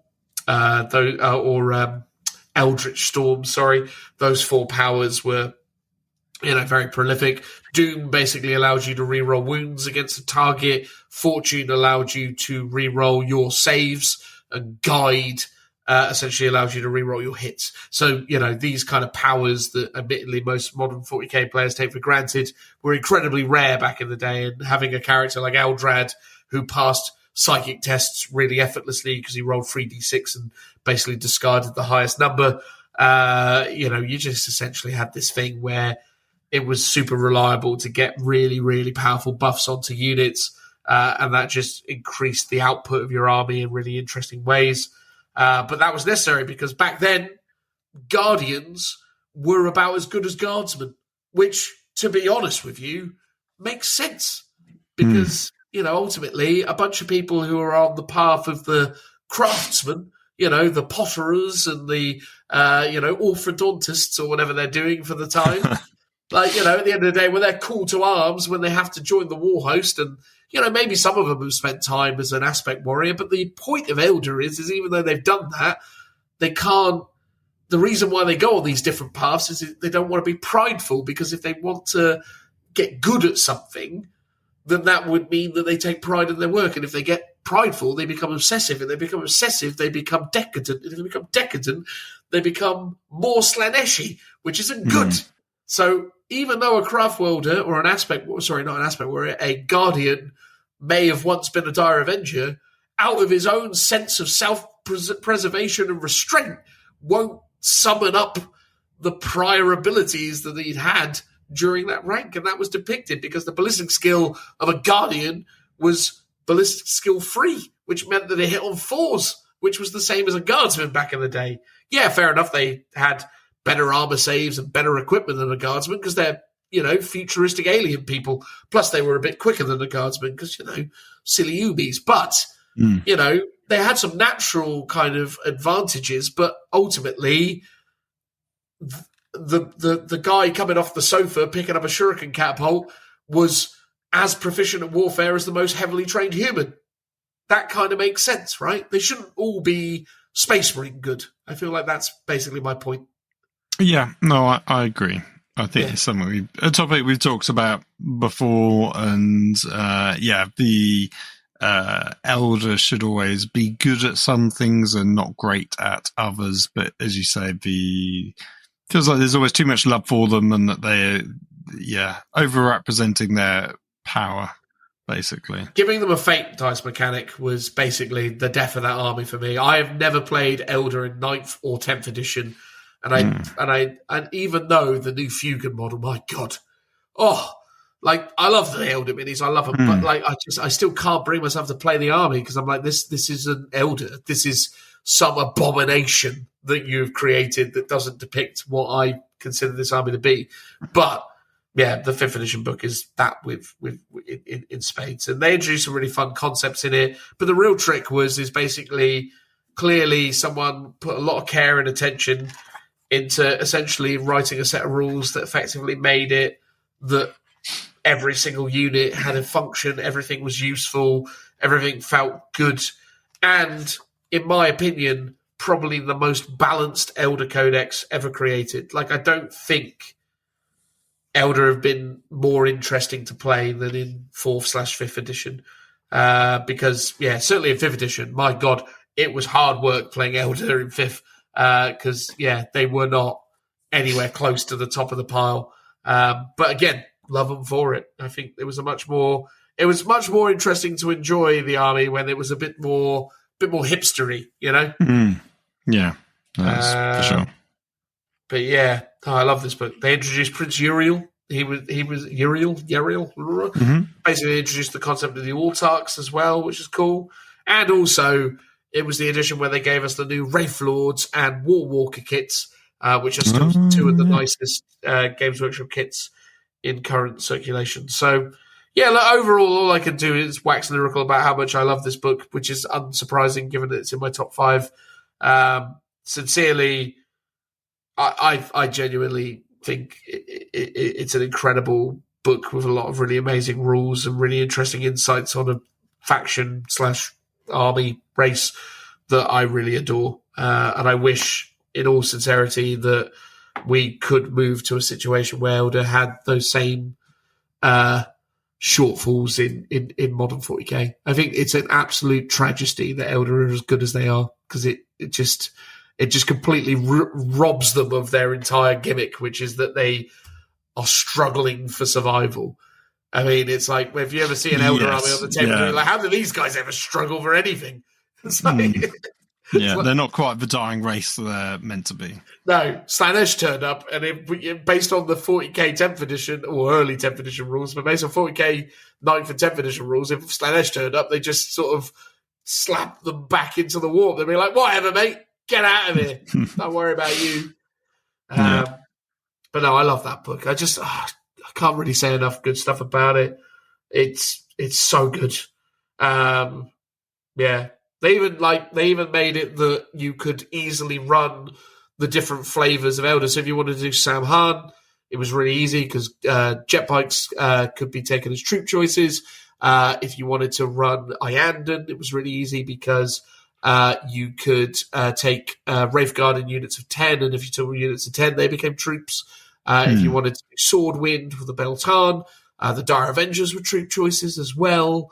If you wanted to do Ultok or Outcasts, Rangers were there as well. So there was all these really amazing things you could do to, create really fun, interesting, thematic armies. And the book creatively worked around the restrictions of the system to allow you to bring those ideas to life. And they were all interesting in different ways. And I think over the course of the time of playing that book, I've experimented with and played so many different units. I think the only thing I've not really kind of mucked around with extensively within this edition of rules was the support weapons. And even then, I think I still played with them a fair bit. But I think it was just great. Loved it. It was my number one companion. It's probably one of the most thumbed and barely hold together books that I own. Just amazing. You never got to the privilege of playing against it, though. You only started playing against me when I was running 6/7th edition Elder. Yes, yeah. Different world, mate. Different world. Oh no, didn't we do a 5th ed game? We did, but I didn't play Elder in that game. Oh, it was, no, you did Dark Elder, didn't you? I That did was do it. Dark Elder. Yeah. I did. Yeah. In fact, fun story. I'm playing 5th edition tomorrow. Interesting. Yeah, me and my mate Chris from the Twisted club. someone's arm. Mate, I didn't need to. He came to me. There's a lot of people doing the club who are really keen to do Oldhammer. Oh, nice. That's brilliant. So That's I what was we like like, to see. well, let's play 5th edition. I lent him the Necron Codex. He's read it cover to cover, and he's literally like, I just loved it. I loved reading a book where the rules were just like, Straightforward. yeah, just delivered in a way that was just like good. Like you read them and it's just like, it's not a bunch of legalese followed by a bunch of exacting PowerPoints. It's conversational. Yes, it's very conversational, which just makes it a breeze to read, I think. And you get the intense 99% of the time, even if, so I think sometimes the wording might be ambiguous, and sure. But only when it's, normally coming across another rare rule that might, come into loggerheads with that a particular rule. But most of the time it's really straightforward. You kind of get what the gist of what's going on, and it's much more. Yeah, personally, I find it a lot easier to read. Oh, and, 100%. Yeah, that's what I love about them. They're super good. All right, number 2. Number 2. Let the grenades fly! this one is quite an exciting pick. Ooh, an exciting pick. It is. It's seminal, as they all are. Ooh. Also, is the one I've actually got the book in front of me. But when I say book, it's really two, because there's two for the price of one, Dan. It's Codex Demon Hunters and Witch Hunters, 3rd edition, which I never originally owned. I believe a listener many years ago gave these to us, so thank you very much. I appreciate, love, and treasure these books. They're definitely one of my favorites, and definitely quite iconic. So Codex Demon Hunters is Inquisition plus Assassins plus Grey Knights, and then Witch Hunters is Inquisition plus Assassins plus Sisters of Battle. And I believe the first real, I want to say, iterations of both of those armies fully formed, within the setting. I think Grey Knight Terminators were probably still available in 2nd ed. Sisters of Battle had a codex in 2nd edition. Oh, did it have a second? Yeah, was it an actual codex? Actual codex, yeah. So Sisters had a 2nd edition codex, but Grey Knights, this was basically the first time that Grey Knights existed beyond a single Terminator sculpt. Yes, I believe. They may have had like a couple of alternate arms, but yeah. Yeah, that's what I thought. I mean, obviously they missed the trick. They didn't quite give the trifecta of Death Watch in here as well. But obviously that came, many editions later. But what do I love about these? One is obviously Inquisition. That's phenomenal. Two, great bits of artwork. It obviously had things like the Inquisitorial Henchman, which, to this day I still refer to when we talk about things like Imperial Agents. A quick mention, it's the same cover as the current Inquisitorial Agents, because that is a phenomenal piece of artwork, the original time. Yeah, so Inquisitorial Agents used to be able to have a familiar, a hierophant, which was like a priest of some kind, an acolyte. You could have a warrior, a sage, a mystic. These were all sort of like generic terms to represent different types of jobs. So the warrior, for example, could be an Imperial Guard veteran, a combat servitor, a gun servitor, etc., etc. So they gave you scope to basically you use these rules, but it could be a bunch of things in terms of how you want to model it. There was a ton of scope within like your armor and war gear to equip them in different ways. There was a fantastic sort of specific Demon Hunters list for your Grey Knights and your Inquisition sort of rocking up together.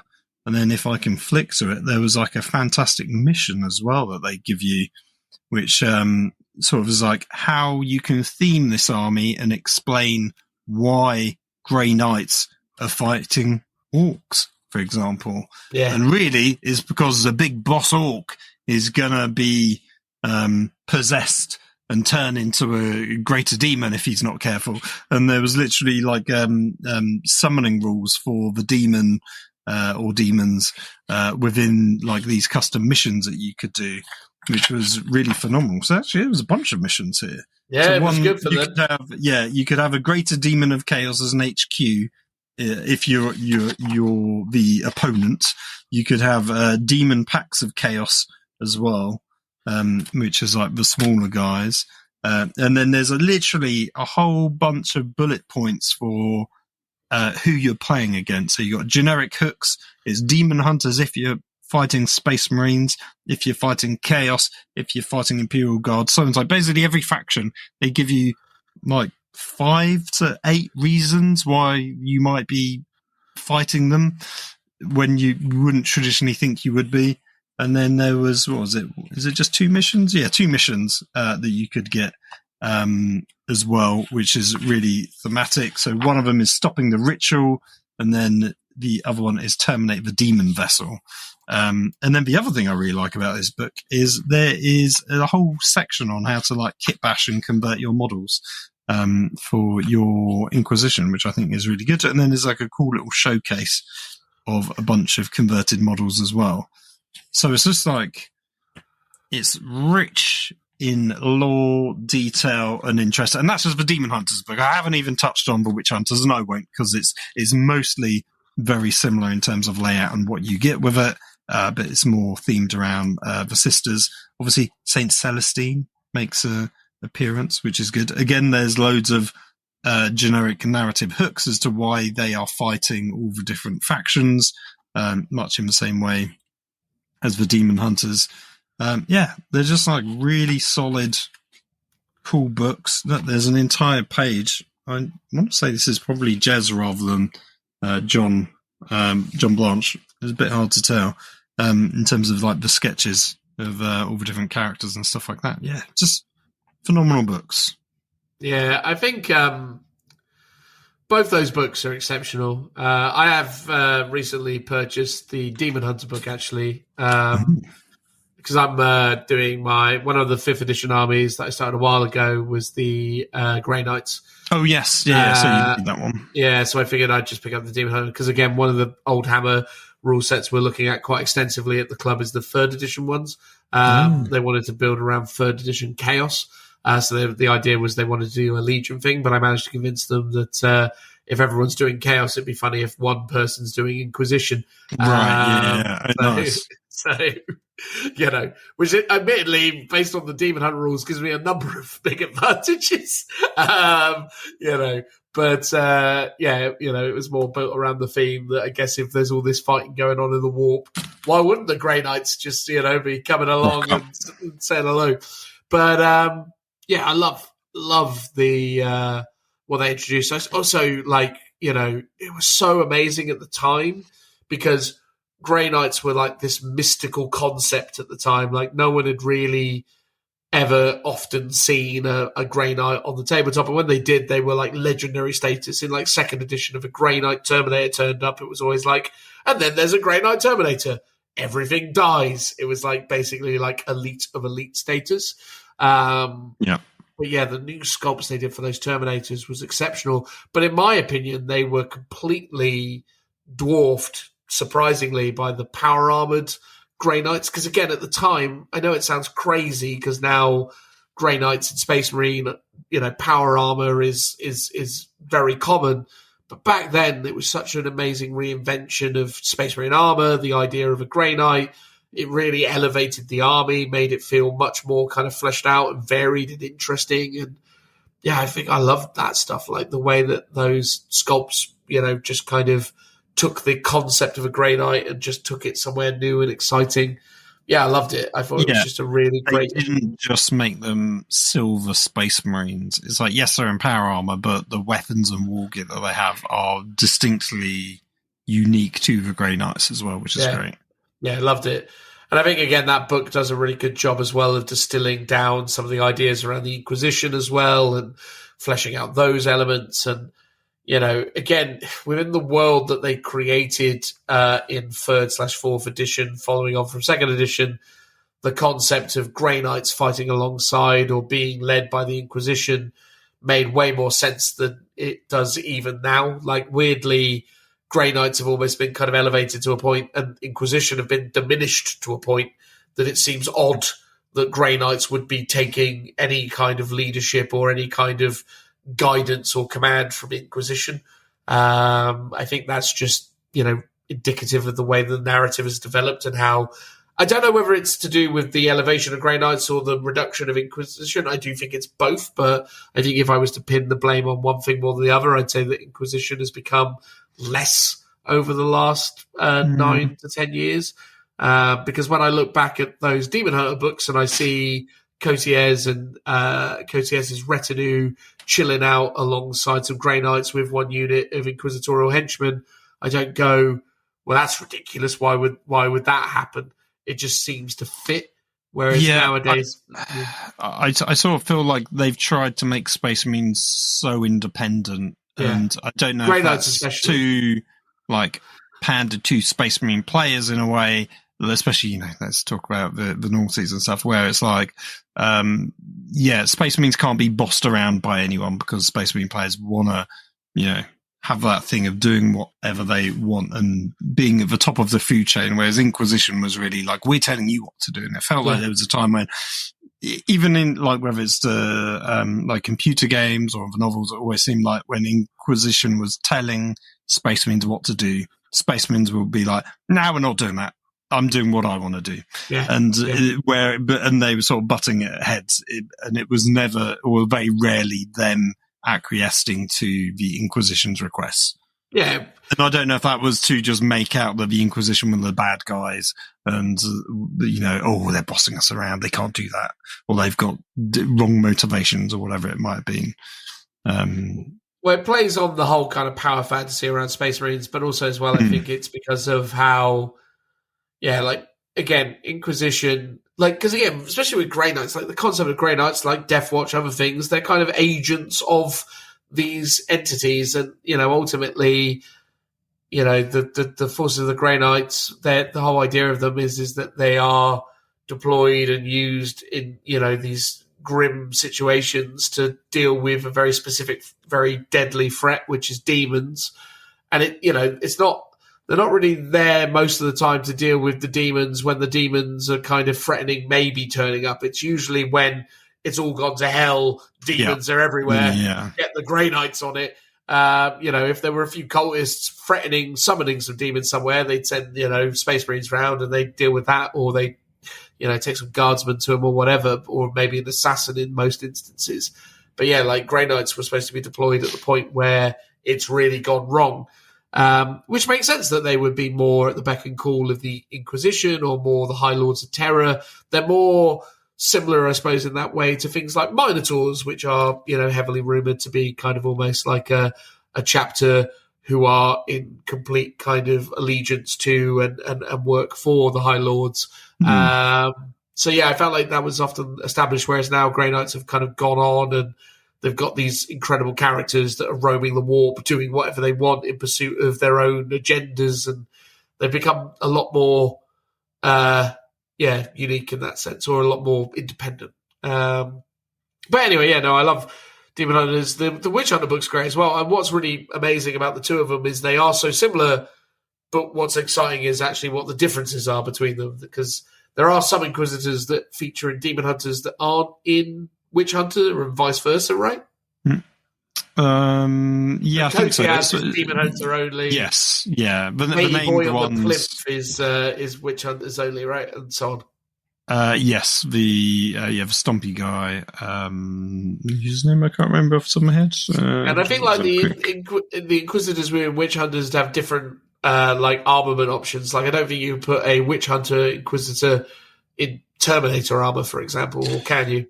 I think that was specific to Demon Hunters. Yes, I think there was so a too. model that was specific to that as well. Yeah. So I think that is. Yeah, I think you are right. Okay. Not that I'm 100% sure because I haven't looked it up. I've done the homework. No, but that does sound quite correct, I think, in terms of who you've got and what they can have. Well, fair enough. But no, good picks, mate. Very good picks. And definitely something that, should be celebrated more. I mean, it's really great now, though, that we exist in a world where sisters have kind of been fleshed out to the range that they've become.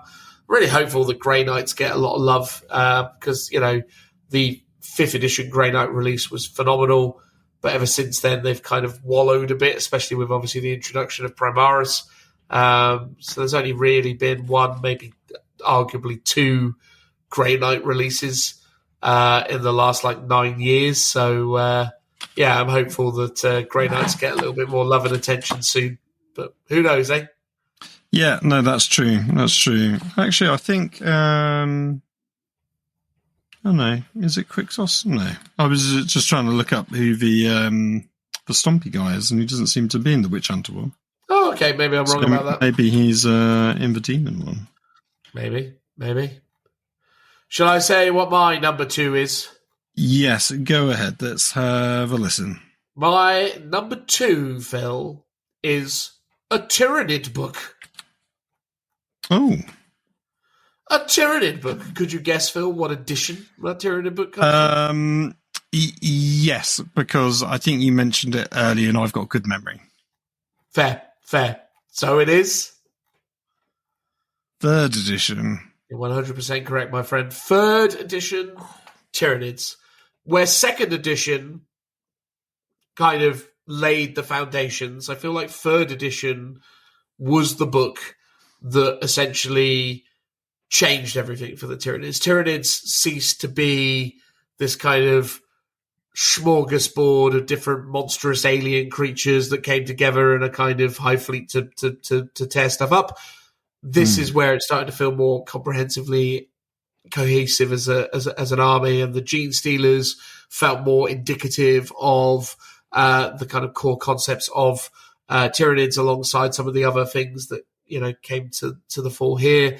They really started to evolve the idea of Tyranid weaponry essentially being an extension, or in some instances part of the actual kind of key or core kind of species. So a lot of the weapons were essentially grown out of the Tyranid creatures. The idea of the hive mind and the swarms attacking and essentially consuming all biomatter on the planet, and then effectively in the consumption of that biomatter after the fact kind of reconsuming all the different Tyranid genomes and refining and building and improving them. It built around that concept. It also really started to introduce the notion that Gene Stealers are actually an amalgamation of Tyranid DNA and human DNA. The Biovore, which was the artillery piece, oddly enough, was a symbiosis of the orcs, isn't it? Yeah, and Tyranid. Tyrant Guard were Astartes, so these bigger, bulkier ones. Really? Yeah, so the implication was that the Astartes DNA was mixed with Tyranid, and Tyranid Guard became a thing. Same thing, obviously, with Elder and the Zoanthropes, the psychic Tyranids. They were kind of built from, Elder DNA as well. So they really started to develop the ideas around, the kind of more sort of ever-evolving, increasingly dangerous, ceaseless mass of biomatter that was essentially swarming the universe, seeking to, grow and expand and consume in this ferocious manner. What was really bad about 3rd edition Tyranids was some of the miniatures that got released. I think at the time they released what really became the iconic Tyranid warrior sculpt. So Tyranid warriors haven't necessarily drastically evolved in terms of their look and feel post 3rd edition. But 3rd edition definitely did feature the worst Carnifexes, Hive Tyrants and Tyrant Guard, for example, miniatures that they've done in years. I mean, some people might have a soft spot for them, but it's fair to say that the Jez Goodwin kind of Carnifex sculpts that came around sort of 4th, maybe 5th edition really kind of blew these things out of the water. Because, some of the miniatures at the time were pretty poor. Unless, of course, you feel otherwise, Phil. I I can't really remember what the third ed ones look like in They were comparison to the more second. aliens, as in like the Aliens IP. So they like the Hive Tyrant had this like ridiculously large like head carapace that was really big and much more reminiscent of what you would see, on the old Alien movies. And again, the card effects was weird because it was kind of like almost like a beetle, but kind of mixed with it was very hunchback and weird looking. Again, you probably have to you have to go back and the Hive Guard stuff, not Hive Guard, Hive Tyrant. Yeah, they're weird, and they were just silly metal, weren't they? They were metal, yeah. A lot of them were metal, which is pretty wild. Yeah, it's a bit odd almost that you would have thought they would have started off looking more like the ones from Alien and then evolved away from it, rather than being almost more unique in second edition, then going to be a kind of Alien copy and then moving away from it. Yeah.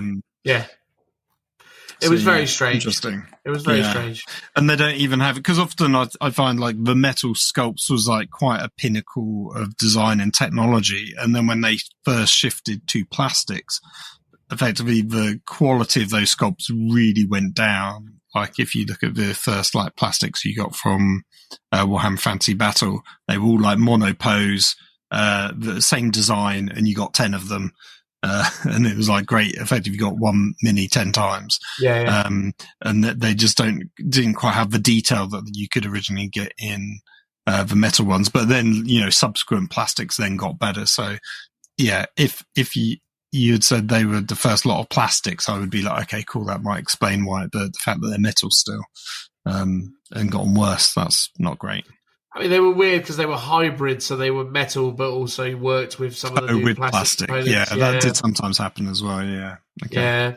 The thing, though, and the reason why I wanted to include this in here is, one, it is, in my opinion, the kind of, the jumping off point for the Tyranids in terms of transforming them into what they've, since become. But also, I think it's one of the more interesting books because it speaks to a time where Games Workshop was still kind of threading the needle between tabletop war gaming, but also kind of creative hobby. And I feel like this is a codex that sort of speaks to a forgotten set of principles from Games Workshop and a desire to really kind of allow their players to express themselves and to explore more of their own kind of imagination when it comes to, building army lists. And that's specifically expressed through the ability to customize your hive fleets. And I'm not just saying like customize your hive fleets as in pick a specific set of, very specific rules that have overarching effects. You really got down to kind of unit by unit, model by model type conversions here. So essentially, a unit would be stated in its profile as either being a genofixed species. So lictors, gene stealers, they were genofixed. So basically couldn't be adapted. The assertion being that these kind of specialist warrior breeds have been perfected in their craft. Gene stealers are the best they possibly can be at being gene stealers. You don't need to tweak or change that. Whereas things like warriors or maybe Termagants, for example, those are actually denoted as multiple genos or genus, which essentially means that they can receive a multitude of adaptations. So you essentially have a whole section in this codex speaking about building your own unique hive fleets. That is really amazing. So you essentially select your species. Hive Tyrants, Tyranid Warriors, etc. You essentially look at your kind of force organization charts, and then you start to kind of build up these kind of mutated creatures. They even had like interesting kind of like tables and charts that allowed you to kind of add some theming to it. But you could even, muck around with their classifications. So you could take something that was maybe an HQ or potentially elite, and then maybe have it as an HQ or fast attack because you've given it wings. Or you could have something that was potentially elite and then becomes heavy support because you've given it heavy weapons that it wouldn't otherwise have. There were biomorphs for movement. There were a number of different like tables and things you could tweak. You could improve strength. You could change like their ballistic skills. You could do all sorts of stuff. There were tables upon tables, charts upon charts, lots of opportunities for you just to sit down and, really get expressive with it. I collected Tyranids in 3rd edition. I really enjoyed them. I had a great time spending hour upon hour coming up with lots of unique and mad ideas about how many different ways I could take this army. And it was wild because before, with every other codex, every other army I'd ever thought about, I was just thinking in the linear terms of, I'll take this unit with these weapons. Whereas in this book, I started being able to think like, oh yeah, but what if I had a unique unit of Tyranid warriors that had wings and could, long legs and had all this stuff, and they were just built around mobility, and their entire job was just to run at people. Couldn't do very much when they got there because they were fragile because of, all the, emphasis that I put on agility and speed. But, there were lots of really fun things you could do with it. And I think, ultimately, yes, complicated, but, and also confusing for your opponents because a lot of the time you'd be like, oh, yeah, so this is this, and I've tweaked it in all these different ways, and now it does this. And people were like, oh, good. That doesn't at all sound mad, but, Yeah, I guess especially if it's not visually modelled. Like if they're all WYSIWYG, that wouldn't you'd have to necessarily be a problem. You couldn't do it any other way, in my opinion. Like, you have to embrace it from a hobby perspective, for sure. But yeah, no, that's true. No, I love it. I think, again, it was just a really fun book in terms of the fact that it just gave you all these tools to be creative, which is what you want, right? Like, you want something that allows you to really for you, Phil, I mean, you'd be lost forever with this. If this was what modern Tyranids offered you, you'd be at it forever. Well, quite likely. I mean, that was why, when I was looking at Tyranids, I think it was 6th or maybe probably 7th edition, I think it was, when I first picked up some Tyranid models. Yeah. And there was still a lot of customization. Then you could take like adrenal glands and upgrades, and Tyranids could have wings and stuff like that. And a lot of that's now gone. But I never got around to doing much with that army, sadly, because I just got bogged down with other projects, I think. But I still think about it from time to time. So Tyranids have always had a soft spot in my heart. Yeah, man. And they introduced special characters into Tyranids, which was mad. So that was when they introduced Old One Eye. Old One Eye, yeah. And the Red Terror. Do you remember the Red Terror? Oh, yes. Yeah, so the Red Terror is quite cool.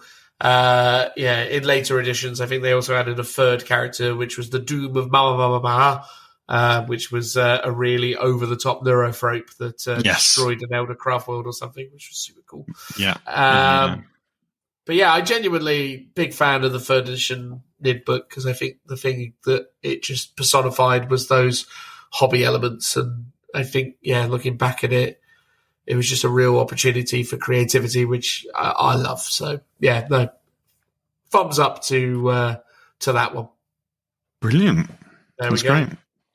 Well, I guess, Phil, with that all said, it's now time to tell us about your number one. Number one. I know. Knowing what you know about me, would you like to take a guess as to what it would be? Well, I'll tell you what the Guard Codex I was going to put in the list, and it was, Phil, I'm happy to say, I hope I'm right about this, because I'd love to hear why you think another Guard Codex is better than this one. I was going to say the 5th edition Imperial Guard Codex. You are correct. Yay! With the caveat that it was 5th/6th edition, because it ran into the 6th ed one. That's true. You're looking at me as if you disagree, but it did. I think no, it did. You are right. I think the next codex either came out at the very end of 6th, or I think it actually came out at the very start of 7th. I think it was start of 7th, yeah. Yeah, so the 5th ed codex pretty much lasted until 6th ed. That was the codex that I got back into the hobby with, which is sort of why it's my personal pick.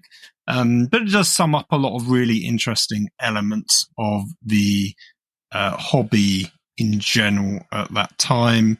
Obviously, it's got some really interesting artwork. I remember the formatting I kind of really liked. There was like these whole pages dedicated to each unit or each character, where it was like half the page is like a piece of artwork. The other half is like just lore talking about it. So it's like, if you want to know what an Ogren is, there's a whole page dedicated to a pretty picture and telling you all about them. It makes perfect sense. Whereas now you've almost got to struggle in the book to find a dedicated page or some writing about a particular unit, other than the tiny bit of flavor text that you get on the data cards nowadays. So I like the layout of it, and it was still a bit all over the place because I think you had your army list and then you have your war gear, and a lot of it's all sort of separated out. So when you're playing, there was a bit of book flipping back and forth. But I think the other thing that I really liked about it, one, I think there's some like regiment stuff that's really interesting, but two, it was like the last time, I believe, that you had units in the book that didn't have models. So I remember two spring to mind, and this is just completely off memory because I sold my 5th book years ago, quite sadly. But I did have a look through yours quite recently. You have a Colossus Bombard, which actually has two different names. I think it was the Colossus, and then you had the Imperial Bombard. One of which was a Forge World unit, but ultimately it was the model that literally represented, did the same thing as the one in the Codex. The Codex was basically the biggest cannon possible, but it was on a Chimera chassis, whereas the Forge World variant that they did was weirdly on Lehman Rush chassis. That was the difference, but ultimately it was the same model. And then I think the Forge World books did sort of unique rules for it as well, in terms of like Siege of Rex and stuff like that. And then the other one was the Griffin Mortar, which was like a classic model. Now in 5th edition, it may have had a model, but definitely by the time of 6th ed, when I got back into hobby, it didn't. But there was still the Forge World model that you could use. And it was a Forge World model, yeah. But there were, I think, back in 2nd ed, because I remember owning several of them, you had a plastic metal combi kit for the Griffin Mortar. So models did exist from Games Workshop, but eventually it sort of disappeared off the range and then became like a Forge World variant. And that kit was much cooler. Really iconic. Interesting units, vehicles, an interesting time within the hobby where there was the freedom to have some creative expression if you so wanted, but also the support of the Forge World Rangers in addition to the core codex. And it just had, all your iconic units. You had, your Ogrins with Ripper guns, your Rattling snipers, your Attilan Rough Riders, which ironically have come back. None of this gubbiny nonsense like. Well, the Rattlings have come back as well now, obviously. Well, exactly, they've come back as well. None of these, the Bullgrins or what have you. And it was like the Stormtroopers were Stormtroopers. They weren't Scions, and they weren't even Kazakins. I don't think even. I guess Cadia was a sort of a thing then, but if I remember rightly, didn't they still have all the metal ranges of all the other, all the regiments? So Cadian was one of many. Well, so to be clear, that was the edition where Cadia became established as kind of like one of the mainstays. So if the Cadian Guard plastic kit didn't come out for that, it came out moments before. Like it was either 4th edition or 5th edition. The Cadian kit came out and became very prevalent. But I mean, again, still Catachan were very heavily represented. In those earlier guard books, Catachan was a much bigger deal. If I remember rightly, 2nd ed had the Catachans on the cover. They did, yeah. Catachans were the. Was it children. 3rd edition? Did they actually have their own separate codex? Correct. Yeah, they had a Codex supplement Catachan, which was brilliant. Had loads of booby trap rules, so you could use punji pits and all this kind of mad stuff. Yeah, it was pretty amazing.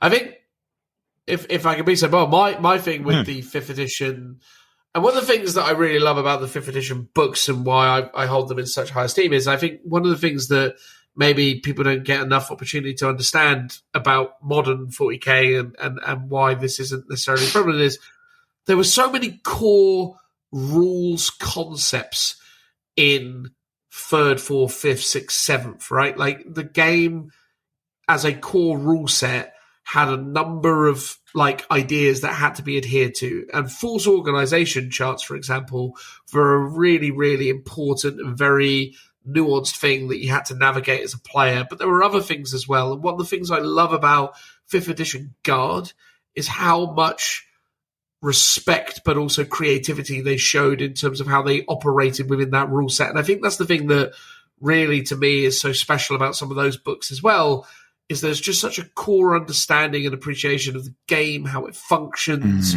what the limitations were, and how you could be creative with navigating those. And I think the Guard does that in a way that is so unique and has never really been meaningfully repeated, which was the idea of these troop-based platoons. Yes, so, the platoon squads are really interesting, and I don't know if they ever did them in a prior edition or if they were sort of never, almost unique. and never again.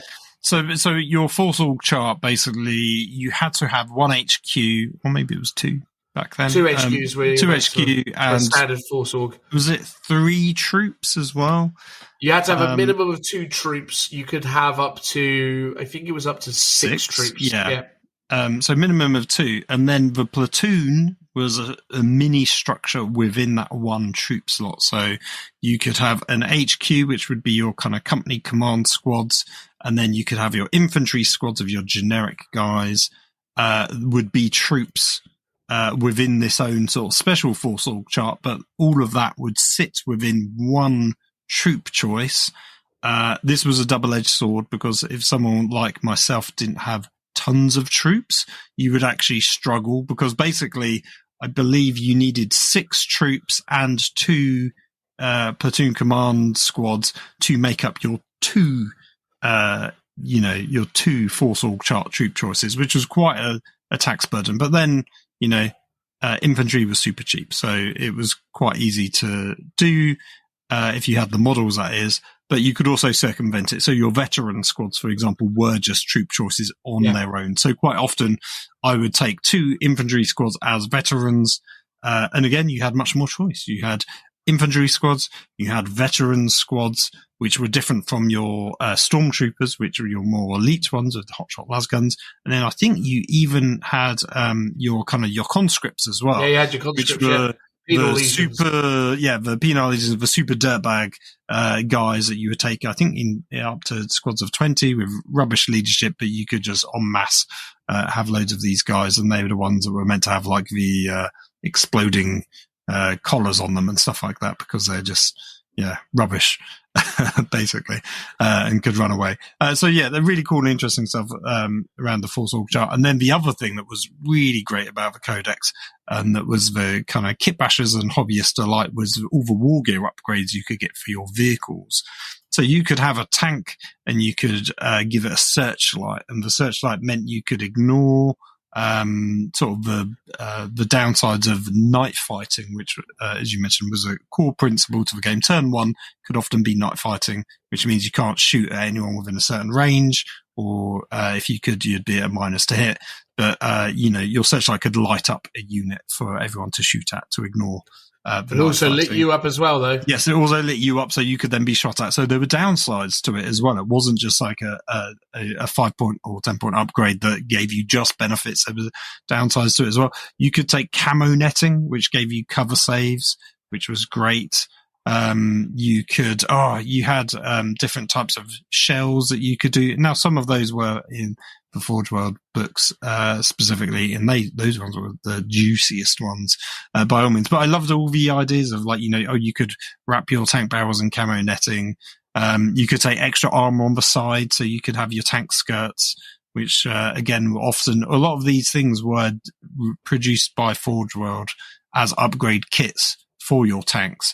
And it's sort of still where a lot of that hobbyist modeling comes from, is from those editions. And in a way, the legacy of like my Beyond the Tabletop shop is from from this edition, from the concept of, okay, cool, I've got all these vehicles and I'm going to stick loads of cool, interesting bits on them to represent these rules. And I'm still sort of doing that, even though those rules don't exist anymore. And to me, when I talk about how 10th edition is quite a bland rule set and there's not much sort of thematic elements to it, it's often these things that I sort of feel like I'm missing. It's like, I want to be able to take camo netting on my tank, and I want it to actually have an in-game effect, and I want it to cost points. And I'm happy to, fiddle around and try and optimize my army list and squeeze out every point. And there were all these little, 2 to 5 point or maybe even 10 point upgrades to different units that you could do, that you could customize, but also get you to that magical 2,000 points or whatever points we were playing at in those days. Yeah, man. I think that's the thing with that book as well, though, is like, it's such a celebration of, the army, but also the way that they allow you as a player to just have such a diverse selection of vehicles. I think for people who really love those kind of miniatures and love, pouring loads of effort into a collection of really awesome vehicles, I think the 5th edition book and the 5th edition rule set just celebrates that in a really fun way. And I think you ultimately find yourself in a situation where you've got loads of really fun options that all feel powerful and meaningful in their own right. It's not like, I must take this because I want this to give a buff to this. It's more actually, no, this will murder stuff. And that's sort of the fun of it. Like, I love that stuff. There was some really cool special characters. So you had the Talan Desert Raiders special character who could allow some units to infiltrate. On the flanks, you had the Valhallan one, which is like the snow troopers. I think he could bring back models, I think. I'm not mistaken, but I'm not 100% sure. There was a bunch of special characters that were all really thematic around all the different regiments. Yeah. There was just a lot of really cool, interesting stuff. And it felt like that was the definitive edition of Guard, where every unit, maybe with the exception of conscripts, because they never really had models, but every unit was like iconic and really interesting and cool. Like, Ripper Gun Ogrins, to me, is still one of the coolest units there ever is. And Bullgrins aren't even a patch on them, but everyone takes Bullgrins because they're just really great as a utility piece, but also very competitive. And it feels like after this codex is when you started getting a lot of rubbish units introduced into the game for the codex. You had your Scions, you had your Torox vehicles, you had your Bullgrins. It just sort of started to water down what was like a very strong visual sort of stylistic element of Guard, I think, from those editions. You do, though, have to acknowledge the Death Strike missile did come in for this codex. Yeah, and I don't personally think it's a great model, but as a concept and the artwork for it was always very good. I thought that personally I preferred the old Forge World Manticore launcher. The plastic multi-part Manticore Death Strike wasn't great. But you had things like the Hydra, which was always iconic, but always rubbish in every single game. Although I would say 5th and 6th edition is probably 6th edition is probably when it had its heyday the most, because there was the most amount of flyers being prevalent in the game, and never has there been so much since, basically. Yeah. But I love that Guard Codex. I think it just does stuff that's really fun, and it sort of leans into the time of like, it was just, there was so much fun, interesting, creative stuff you could do with it. There was so many ways you could play the army. It really felt like an army on the tabletop. It felt like an army of human beings facing against, these impossible adversities. And, so much of it was about their ability to bed in and snatch victory from the jaws of defeat. It felt like a struggle to play Guard, but in a fun, rewarding sort of way. Completely. I also think it was the last edition where anyone could take Pask, right? Because I always ran a tank commander as General Pask. And then I think in 7th edition, I think it came in as, well, it's Cadian now, and Cadian is locked to a regiment, or maybe No, it was I'm 8th. fairly. Maybe, I think it was actually, 8th. I think, yeah, it was. So it wasn't quite the last hurrah. But what I liked about that edition is it made much more about all the different regiments, and it was still much more not just Cadian, because I think the 7th ed book was a bit more Cadian plus Catachan is the main ones, because it was more focusing just on at that point, I think the Metal Range had completely disappeared, so it was just a focus on the plastics at that point. There was still rule support for the others, but there wasn't really much of them in the book. Yeah, I think that's it. I think, just the way that you could just sprinkle, again, you could put all sorts of stuff in it. If you wanted Iron Arm or Old Strachan, or you wanted Slime Arbo, or whatever it is you wanted, you just layered them in, and they all kind of synergized really well with each other, which was great. Now, I think the 5th edition Guard book it's so good. It's probably the most, I would say, the definitive Guard Codex. I agree.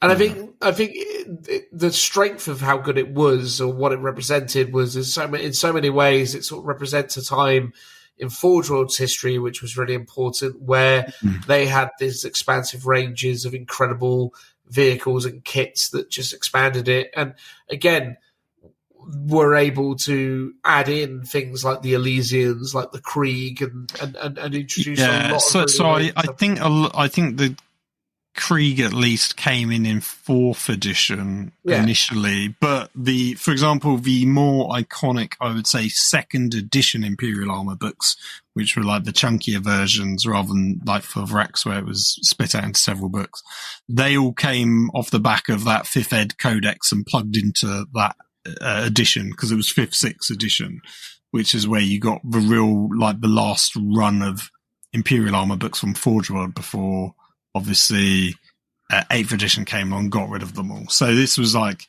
the last hurrah of, well, not quite, because we had the 7th ed Codex, but it was like that point in time where it was a really good run from 5th to 7th of Guard being, really interesting. But that, as you say, the 5th, 6th ed book was the more interesting of the two, I think. Yeah, I just feel like the Guard book was, it was a response to a lot of really exciting things that were happening around the hobby at the time. The work that Forge World were doing, it just felt more, and again, it just brought the Guard to life in a way that just, I think, just really kind of elevated them. And I honestly can't say enough good stuff about it. It's a great pick for number one. I think it's a great book. And as I say, genuinely would have been in my top 5 if I wasn't completely confident that you would have had it in yours. I'm surprised you put it at number 1. I'm not surprised you put it at number 1, because I think it deserves that space. But like I said, basically from 1 to 4, I feel like they could all deserve a place and almost be interchangeable. I almost think, the Tyranids one could easily be in the number 1 or 2 spots quite comfortably, from a more broader appeal. But for me personally, in terms of my history of gaming, I think that one holds a special place, which is why it gets the number 1 spot for me, but maybe not for everyone, for example. That's fair. Well, my number 1 is, I'm sure no one will be surprised to hear, is also a 5th edition book. And it is none other than the Dark Elder. So here's the thing, right? The thing that makes this such a special book is not just the book itself, but it's what it represented at the time. So for context, Dark Elder came out at the start of 3rd edition. They got a book very early on in 3rd edition. They essentially were left on the shelf for more than 10 years. They had to kind of basically make do with a janky old model range from 3rd edition and a bunch of rules supporting them that were really starting to show their age when compared to, modern 5th edition books, as it were. So, the Dark Elder player base, the Dark Elder army had really struggled to gain a foothold when it first came in 3rd, and it essentially was just left in this weird state of purgatory. This book, the 5th edition Dark Elder book, is so significant, not just because the book itself is really good, but it represented an absolutely unparalleled moment in like Games Workshop Warhammer 40,000's history, which was the comprehensive, vast range refresh. It had never happened before like this, and essentially this is so clearly Jez Goodwin and Phil Kelly being given permission to spend an inordinate amount of time and money and resources on building a truly unique and beautiful thing. Because I just think what I'm also, by the way, what's so special about the Dark Elder period is that they still now on YouTube, if you look at the Warhammer Studios YouTube channel, the visual feed one, they still have the interviews with Phil Kelly and Jez Goodwin talking about everything that went into creating this. And what it shows you is, much like what we were talking about just a moment ago with Imperial Guard, is there's such an appreciation of the rules and the game.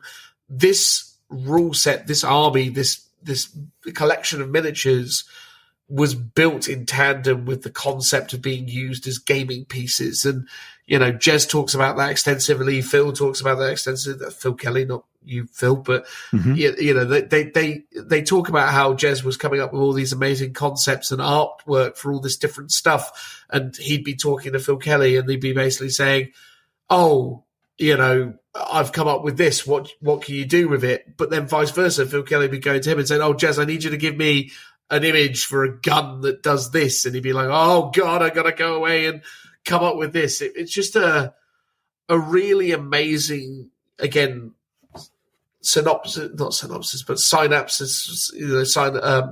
between games design and model design brought together in a beautiful synergy that really hasn't been meaningfully replicated in a while. Like, it feels like a lot of the time now that Games Workshop kind of lead with the miniatures, and then the rules writing laws teams have to kind of come up with words and ideas to kind of fit in around this. But this was the two elements working in perfect tandem. And this, as I say, is such an important codex because this was the first time in 40k that a book was designed, or a rule set was designed in tandem with the models that were going alongside it.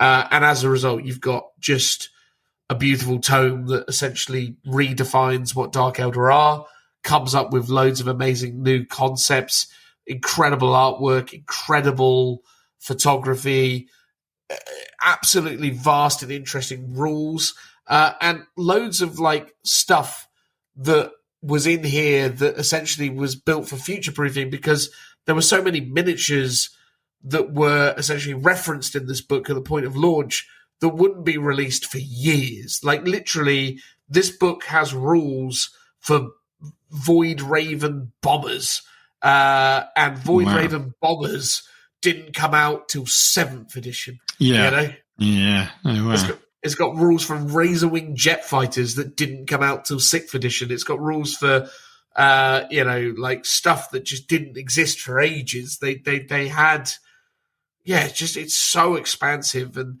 again, like the way they flesh out the idea of what Dark Elder are, the way they develop the world of Komarov, they tell the story of Vect and how we, you know, ascended to the top of, you know, Dark Elder society. The way that they've got rules for characters that they've got no miniatures for, you know, Lady Malice, Duke Siliscus, so many amazing evocative ideas and opportunities for people to come up with, you know, their own miniatures, and a really fun, interesting army to play on the tabletop. So much so, there's even a section in the back of the book that actually goes to lengths explaining how you should attempt to run the army in the games, because ultimately they're like, this is quite a nuanced army. Here's a bunch of tips. Here's some strategy. Yeah. That's good when they do that in army books. Was it more of an actual retcon in terms of like the lore and the sort of thematic elements, rather than just like a bit of a revisioning or building upon the original stuff, because I got the impression they did fundamentally change a lot of stuff about them. They fundamentally changed a lot of stuff, and they retconned a lot of stuff, and they also revisioned it. Again, as always with really good sort of early Games Workshop writing, a lot of it's very vague on purpose, so there was always an opportunity for them to sort of, colour in or fill in the gaps, I suppose. So yeah, the world of Komarov was more interestingly developed, the hierarchical structures within it, the different sort of substratas or species or cults within it. Like when you look at things like the incubi, well, what are the incubi and how do they function within Komarov? And, again, like incubi essentially are a sort of warrior culture that exists within Drakari, Dark Elder, akin to what you would see in Craft Worlds in the form of the aspect temples, except, they are celebrating that decadence and ultimately pursuing, perfection. Every incubi is essentially trying their utmost to be the best blades, person they can be. But, within the structure of Komarov, somehow, some way, there is a kind of structure that supports the idea that there would be these warrior temples where these guys are just dedicating themselves to that one particular thing.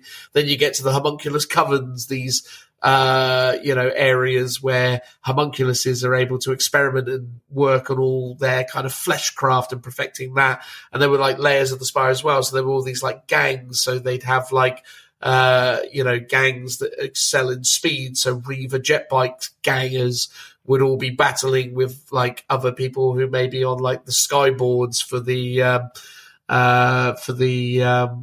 I forgot the name of the things now, but yeah, the different types of Hellions, that was the thing, and all the fun things they were up to. And then there were the witch cults and the arena games and all this stuff. Like they just took the idea of Komarov and they took what they had. Like, when Dark Elder first came out, they were incubi, warriors, witches, and homunculuses, and racks back then were like singular, like grotesques or talos and things. But they really kind of took it and fleshed it out and made it so much more than what it was before, supported it with one of the best model ranges still to this day. I think Dark Elder have one of the best model ranges in Games Workshop. Awful for transport purposes. If you want to take an Elder Army edit or Dark Elder edit, they'll just explode on contact with air.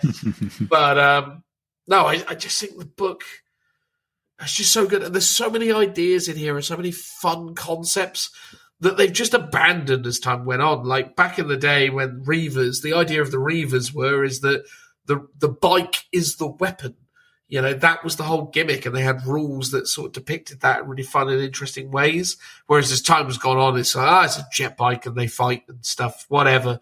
And it's like, oh man, like it's so sort of, diminishing of what it was. I remember because we did that our 1/5 edition game where there's a war gear upgrade for your lord that you can give him, which was like a hollow field, I think. Oh, the clone field. Oh, clone field, and it's like you roll. Was it like D3+1, and that's how many clones there are? And then every time I attack, do I randomly pick which one I hit? It was something like that, and there's a small chance I've hit the actual person versus one of its clones, and the attack just is wasted. Like, I can read you the rule. Oh, please do, and read the flavor text as well, because that's the rule is the flavor text. That's the great thing. Like this that's isn't the best thing about it. Yeah, because like how in modern rules they basically go, there's a flavor text at the top, but really the rule is the rule. Yes. Whereas this is so the clone field projects several hollow-like images of the wearer, all identical in aspect and moving in perfect synergy.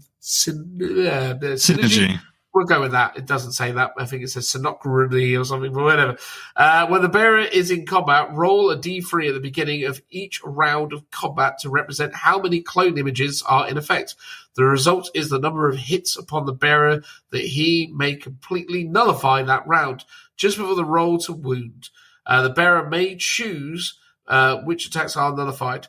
Once the roll to wound is made, though, there's no going back. So choose which attacks you nullify carefully. So even ends with a little warning there.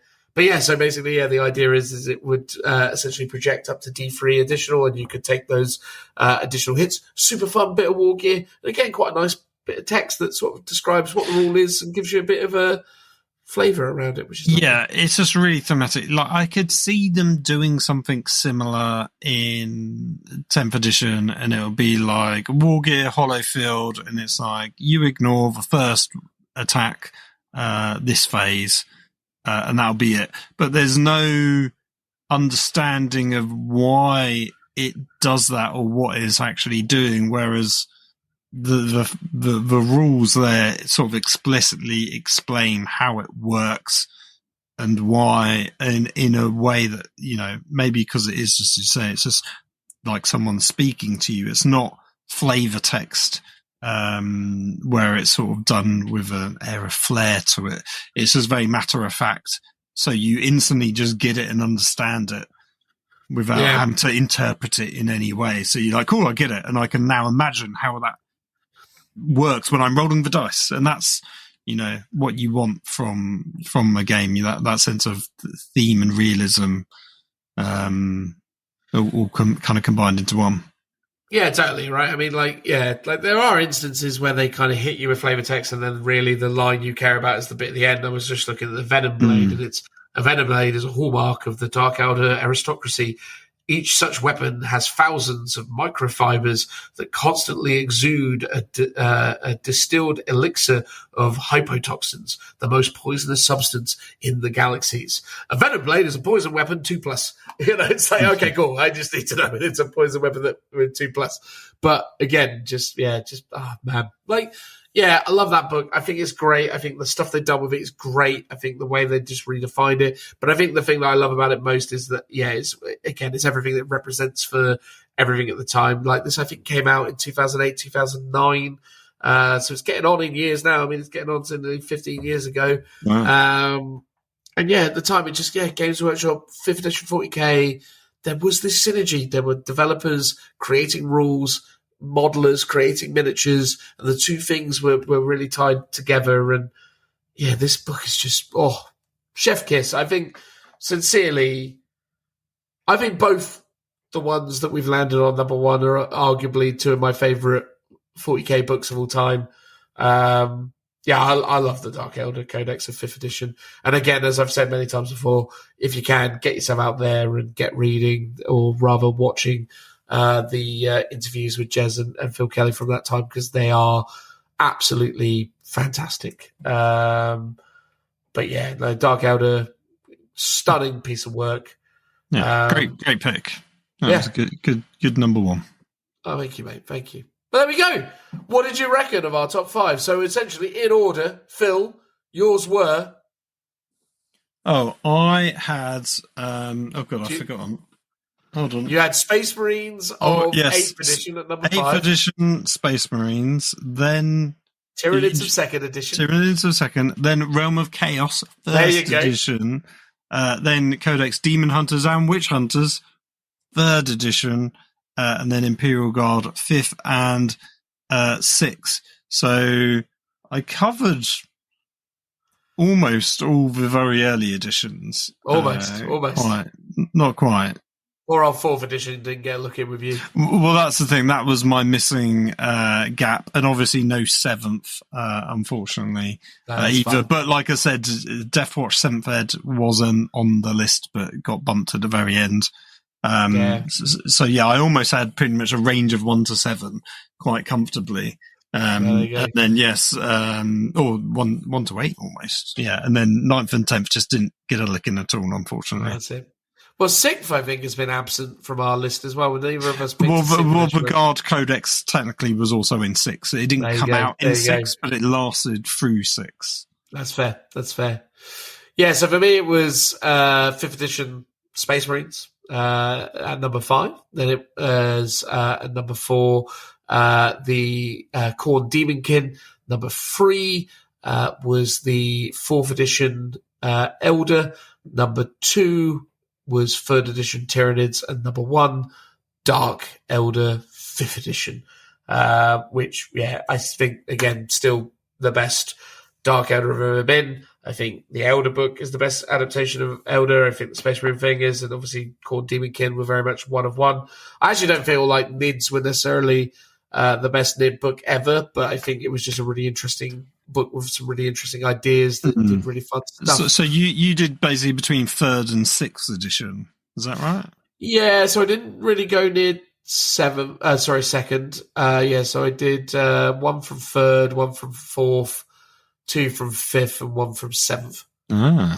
6th edition almost got in there as well, though, because I really, really love the Demon book from 6th edition. I think it's amazing. I think 6th edition Demons is a really great book.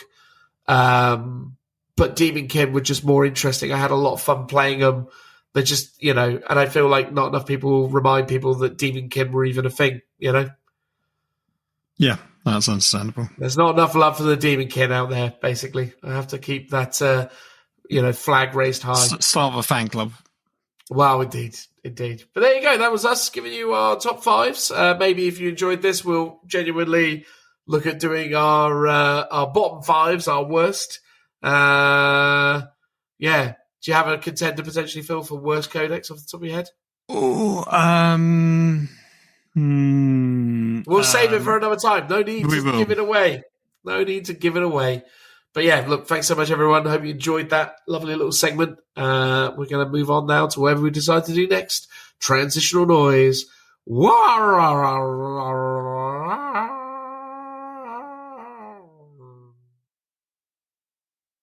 All right then, everyone, it's the end of episode 192, although you know better than that, or maybe you don't. And if you don't, basically, you should. You should know better. For shame on you. Anyway, we're going to have an outro now, aren't we, Phil? Yes, we are. My goodness, what a time it has been in the wondrous world of Warhammer and Warhammer-related accessories. All the lovely things to talk about. So many things, Phil. So many things. I can't even think of one. Well, I was going to say it's quite a quiet time on the Warhammer community front at the moment. They spent months hyping up, things like Age of Sigmar, 40k releases, other stuff that's gone from my brain already. And then at the moment, it's like tumbleweed. You go on every day, and there's barely anything to take a look at. However, there is one thing that's come out that's caused a bit of a stir, potentially, which is the new Warhammer Heroes range of Stormcast Eternal minis, which is, predominantly a Japanese product. They've done a bunch of them in the past, starting off with Space Marines. Then they did some Terminators, and they've done some, I think, more Space Marines, and then they've done Death Guard, and now they're doing Stormcast. But the bit that I think causes a bit of controversy is before you could always buy the whole box set, because it's a blind box of, a random mini in a small box, and then you can get a set of 8 altogether, which is the main box. And you would always be guaranteed to have all of those minis. Whereas with this new Stormcast one, there's no guarantee whatsoever. Those scoundrels. Why would they do a thing like that, eh? I know, it sort of like incentivizes gambling, basically. I'm not necessarily sure it's gambling, necessarily. You're paying money for a chance to win something that you might want, but you might be given something that you don't care for or already have. I suppose in that sense it is a gamble, but I don't know if it's gambling. Well, it's not gambling in the sense of, it could be, because in the sense of I'm giving you money on the odds of winning more money. Now, if you think about it from the point of the monetary value of, say, the rarest miniature in that product might be worth more on a resale value, then you could argue that it does have a direct correlation to winning more money, because the really common one won't be worth anything on eBay, for example, because there'd be loads floating around. Because I think they printed the odds on the box, and one of them has like you'll probably get 2 in every, big box of 8. Whereas one of them has a 1/3 chance of being in that box. So you'd have to buy 3 of the big boxes, which I think historically retail for around 45 quid. So, potentially, that one sort of wizard character is going to be worth a lot more to get hold of. Or you could just buy one box and get the wizard straight away. Well, no, you don't, though. That's my Well, you point. could do, as in you could. Someone might. Oh, you mean just randomly? Yes. You might have that chance. Yes, of course. Of course, it could just happen. I know. That is true. I guess also you could argue that what is the point of this box? Because, unlike the sort of Space Marine one that they initially did or the Terminator one, this doesn't form a squad of any kind. Well, neither did those other ones. Well, no, they did. So, the Space Marine initial one was like a tactical squad, wasn't it? The Terminators were a Terminator squad.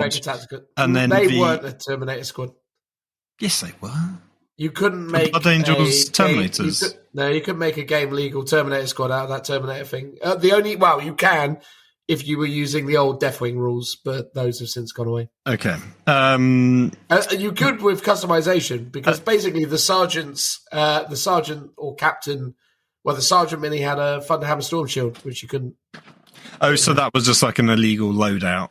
Yeah, it was an illegal loadout. Okay, right. Okay. The Death Guard, to their credit, really, really good release. The Death Guard one, fantastic. Well, the Death Guard and the other one, which was Strike Team or Kill Team Justarian, was a kill team for. Well, they both were kill teams in Kill Team, obviously. Well, these got War Cries or something. And they are also now the Kill Team minis in the new intro starter set as well, which is interesting because I guess they're a lot cheaper if you got them from that, if you held out. Whereas now, yes, maybe these Stormcasts might appear in some form of Warcry, sort of warband, because they're a mix of different armors.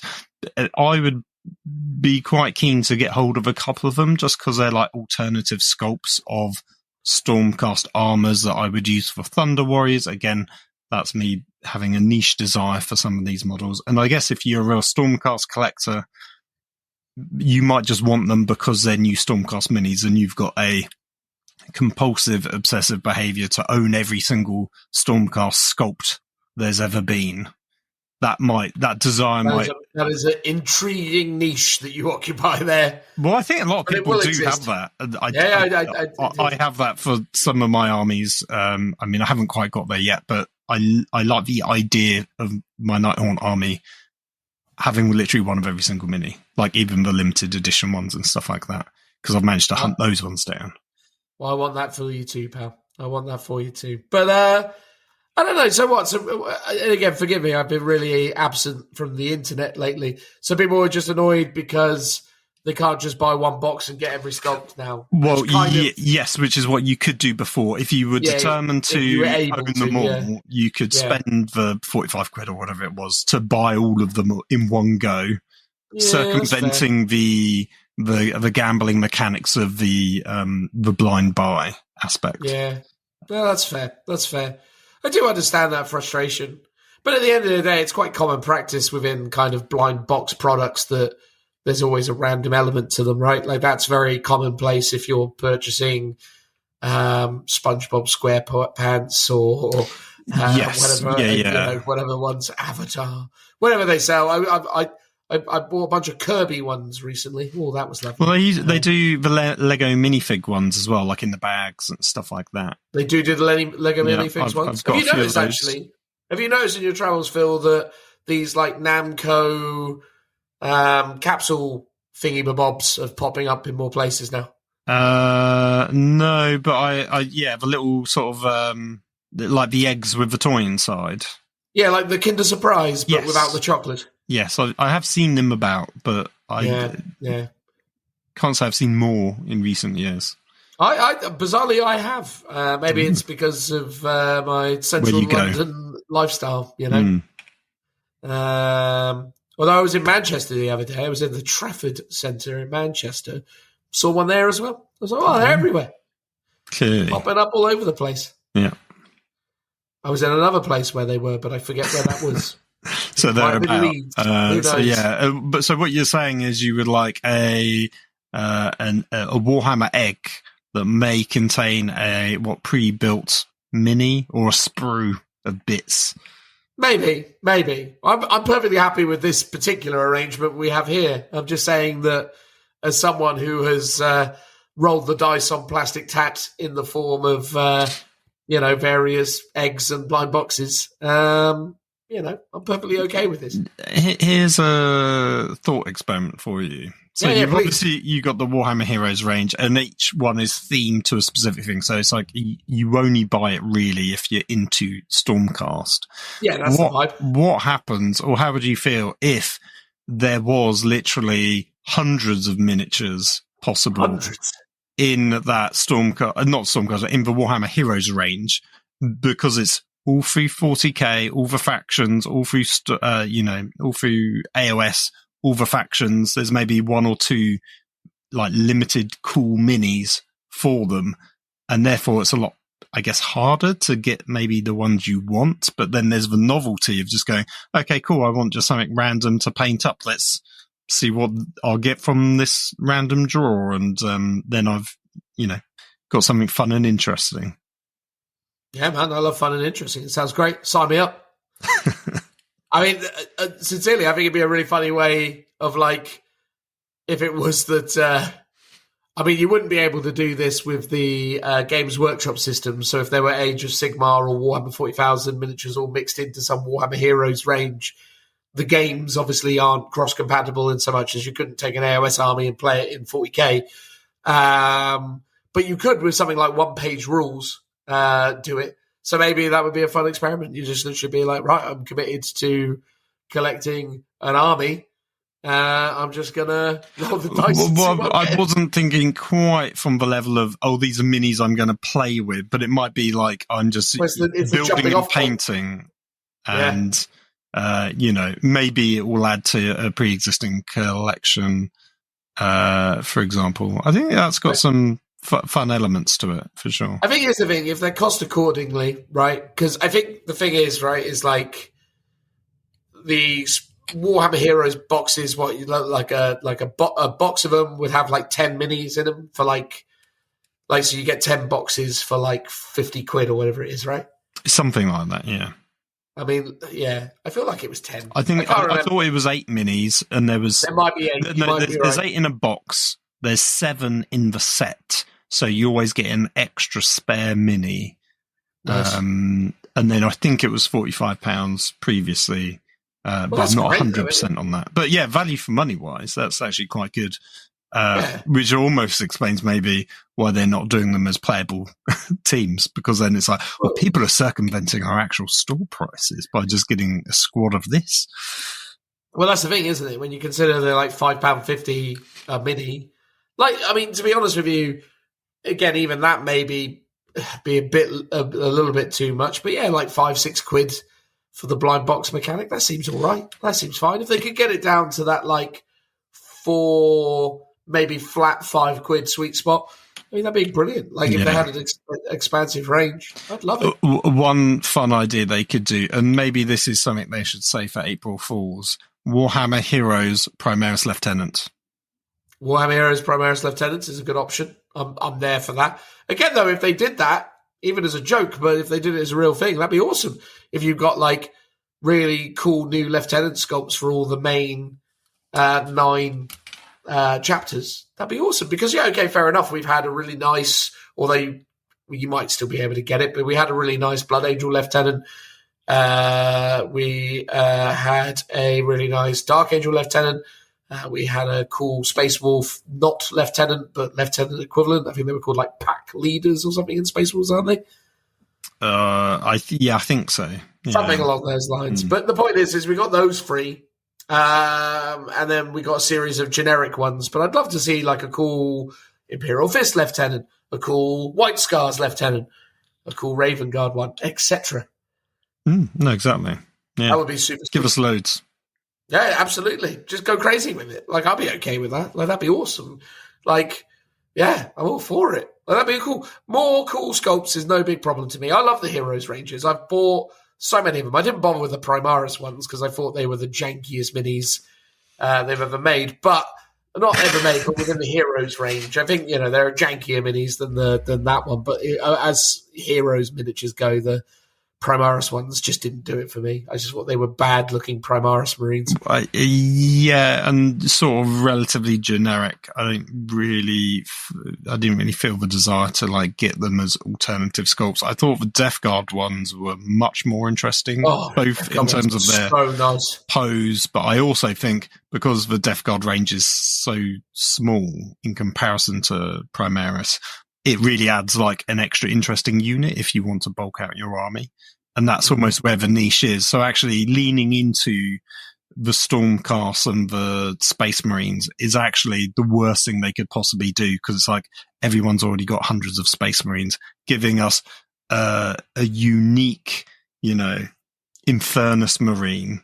Admittedly, we've just talked about how off camera, so to speak, we got the Combat Patrol Infernus Sergeant special character. Not a special character, just alternative sculpt, let's say. But for the most part, that's actually quite a boring, mundane thing, whereas at least a lieutenant or a captain or something is a bit more special. But if they did alternate sculpts for other armies that aren't as well supported, like alternates for Cadians, for example, that would be well received, I think, because people with those sorts of armies really would love alternate sculpts. Yeah, but they're process. The thing is more of a niche faction. I appreciate. Yeah, the goal of this is to support and grow the IP and the hobby, and the kind of Asia region, isn't it? It's for Japan, it's for China, it's for those markets where these kind of products are very kind of popular and commonplace. So it makes sense that they lead with their kind of main IP. It's why the Death Guard was so awesome when they came along, because they were that departure. Which was really welcome and really cool. But I imagine the Death Guard probably didn't perform as well as like the generic Marine variants. Obviously, the Stormcast Eternal range will probably be one of the weakest performing ones, just by virtue of what Age of Sigmar is versus 40k at the minute. But yeah, I suppose the goal is build that brand affinity, build the awareness, build the the association, and ultimately, Space Marines do make sense for that, and I feel like that's all they're really ever going to focus on. I mean, don't get me wrong, I'd love it as a part of the Warhammer Heroes thing now that they've given us Stormcast Eternals, if they did something really cool with Skaven. Like, I'd love that. Like, some new cool Skaven sculpts would be cool, or, even, maybe some of the Auric stuff, maybe the Cruel Boys, that would be pretty wicked. Yeah, there's so many potential options for them in terms of what they can do with it, which is cool. But I imagine they'll continue to play it safe and continue to deliver a bunch of different Space Marine variants, which is fine. I've got no problem with that, because, as I say, I love the Heroes ranges. I've got 2 complete tactical squads of Hero minis. I've got 1 Terminator squad of Hero minis, which pale in comparison now to the current normal Terminator miniatures. But they are cool to have. The Terminator Captain mini was really cool. I generously gave my Space Marine Heroes Firstborn Captain miniature to Sean, which I regret every day.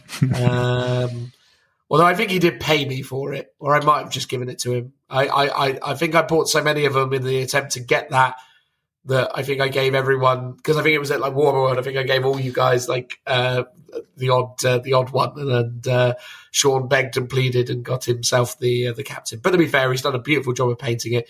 It looks very nice. Yeah, yours would be just in a box somewhere, and then you'd have a clear out and just give it to someone in frustration. Inevitably, yeah. So I sort of just did it the other way around. It just never hit my box. It just went straight into Sean's ownership. But no, man, look, I mean, at the end of the day, yeah, I get. It's a weird thing, isn't it? Like, I always get weirded out with like the notion that people want to own all of it, and if you do want to own all of it, then I guess you've got to take the necessary steps to do so. But yeah, maybe just given the fact that these miniatures are ultimately alternate sculpts for stuff that you can already amply like represent on the tabletop. I mean, that wizard mini for the Stormcast's Heroes is basically the same, if not worse, than like the standard wizard. I was going to say, I don't know if they actually preview it or if they just give you the silhouette. I can't remember, because on the box you it's can just find a images silhouette. of it. but yeah, it doesn't look, even from the silhouette itself, like it kind of just looks like very similar to the pre-existing one. It doesn't look particularly special in any way that makes me think, oh, this is way better than the existing one. Yeah, it's like sort of when they did the Terminator Captain for Leviathan, and then they gave us a separate Terminator Captain, and you're like, it's okay. I'm not fussed about it. One of them's definitely better than the other one. It's like, just give us that one in the first place. Don't bother with the other one. Yeah, so you've got they're called a Knight Arcanum, and the difference between the two of them is this one's got his hand out, like, and the one that you can buy has got its other hand out, like. So one's right-handed, one's left-handed. Although one is a man and one is a lady. So, that might be a thing. Yes, maybe. Maybe. There's even another one. Oh, my God, I didn't even notice this. You could get the Storm Coven, which is... Oh, was that a Warcry or Warcry Warband, I think? Sorry, Underworld's Warband, I think it was. Yeah, an Underworld's one. And that one's pretty amazing. Why are you just using that? I think that's the one I picked up for one of my Thunder Warriors. I picked up that one because that had quite a good sculpt. And it's similar, I think, to the one we're talking about here. Looking at it, you get 3 of them. They're free wizards. All of them. Yes, they're all wizards. Yeah, it's a wizard warband, basically. Oh, for God's sake, why do you care? Oh, I must get this wizard. Oh, come on. It's almost, more than you can probably run in an actual game. Like I said, you're just having... It's like all the lieutenants, though. If you wanted all the non-faction-specific lieutenants, you've still got more lieutenants than you possibly would ever need. But this is the thing, right? Like, here's the thing. I get it if it's a librarian for Space Marines, right? Because librarians at the moment are, like, really underloved. Basically, you can get the one in Phobos armor.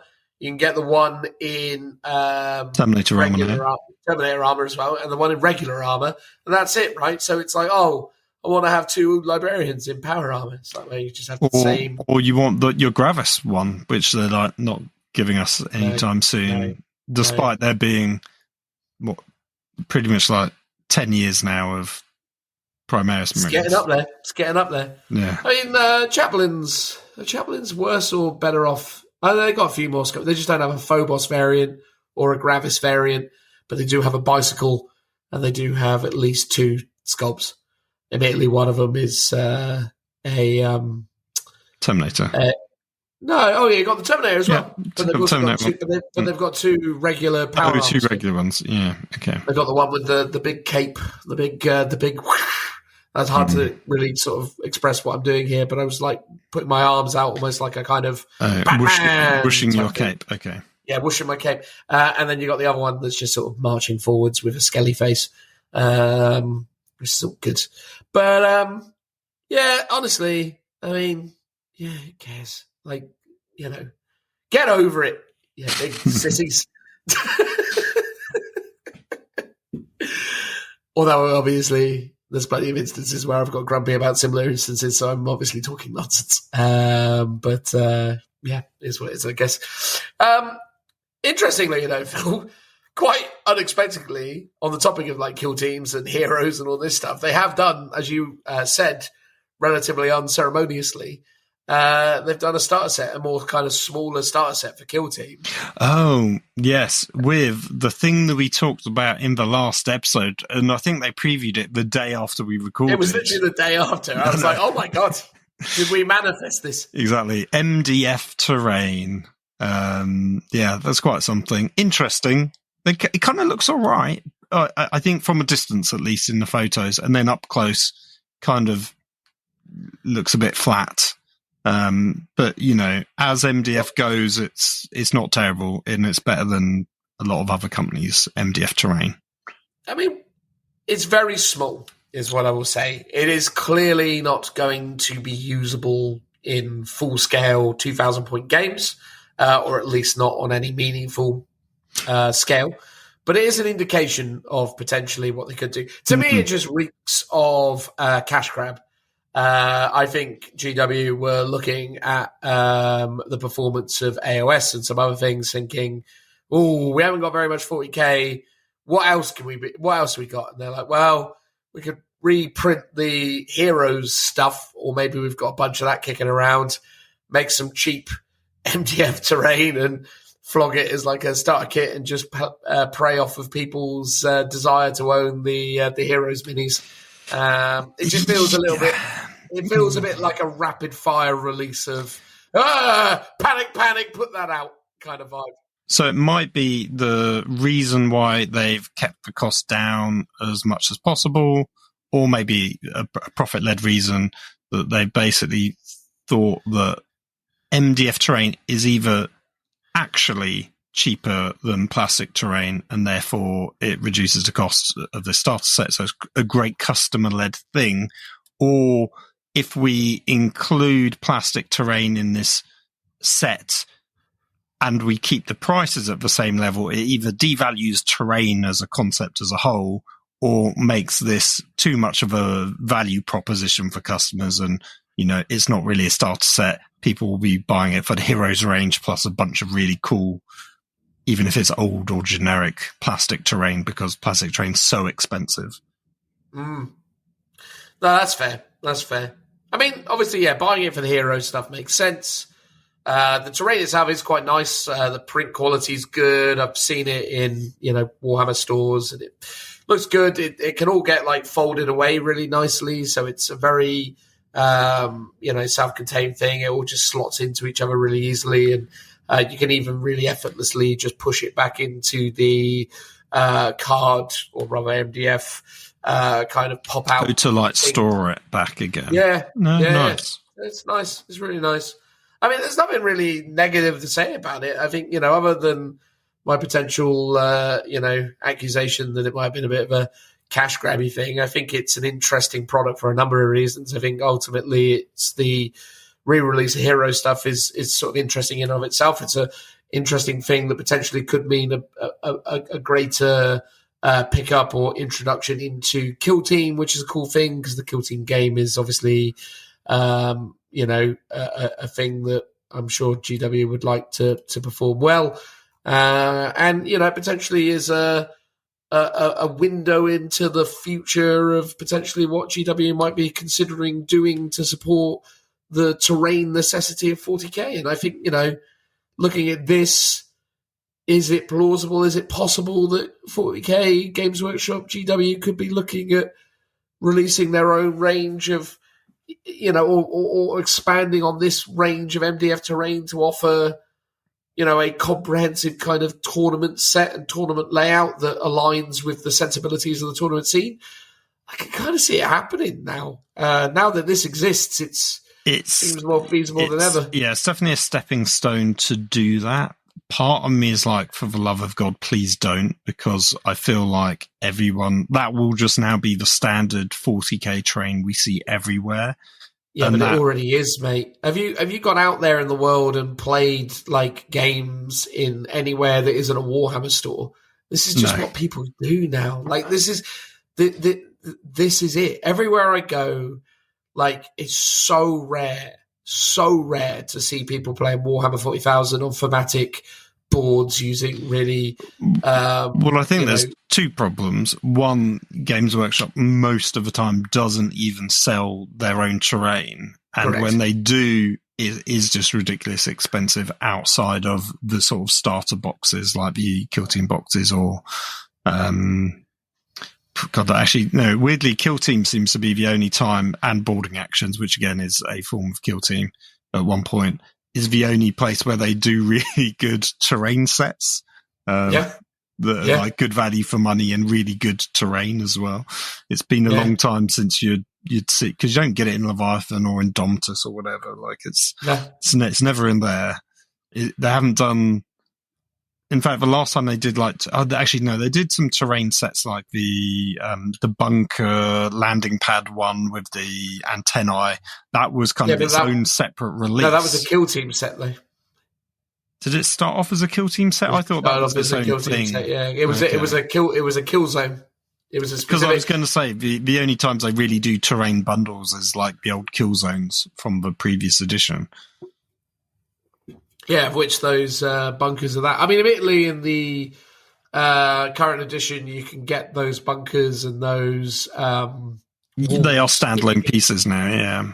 Yeah, if you get the Ultimate Edition starter set, you can get. It does come with those terrain pieces, but it doesn't come with the specific comms tower and like refinery type bunker thing that you're probably thinking of.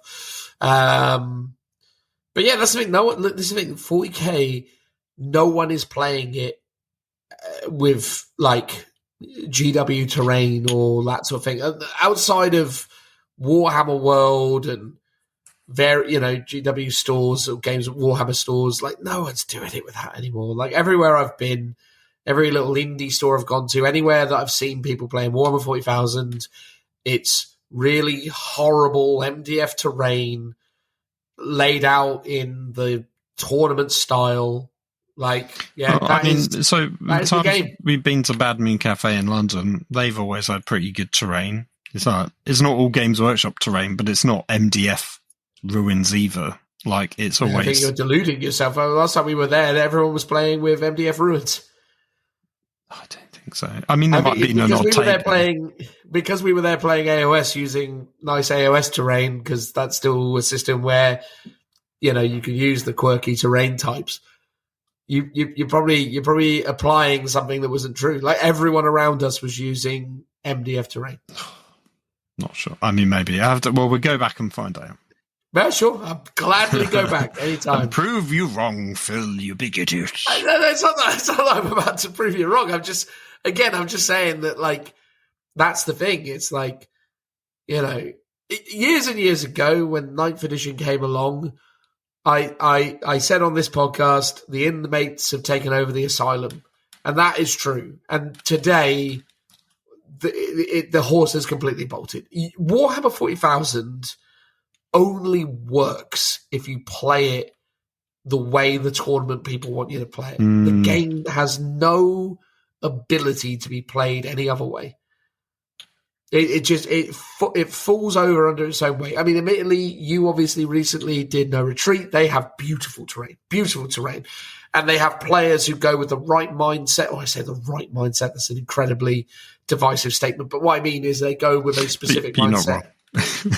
No, I don't disagree either. But what I'm saying is that they go with a specific mindset towards thematic, fun, creative armies where, the hobby of painting miniatures, creating custom sculpts is the winner.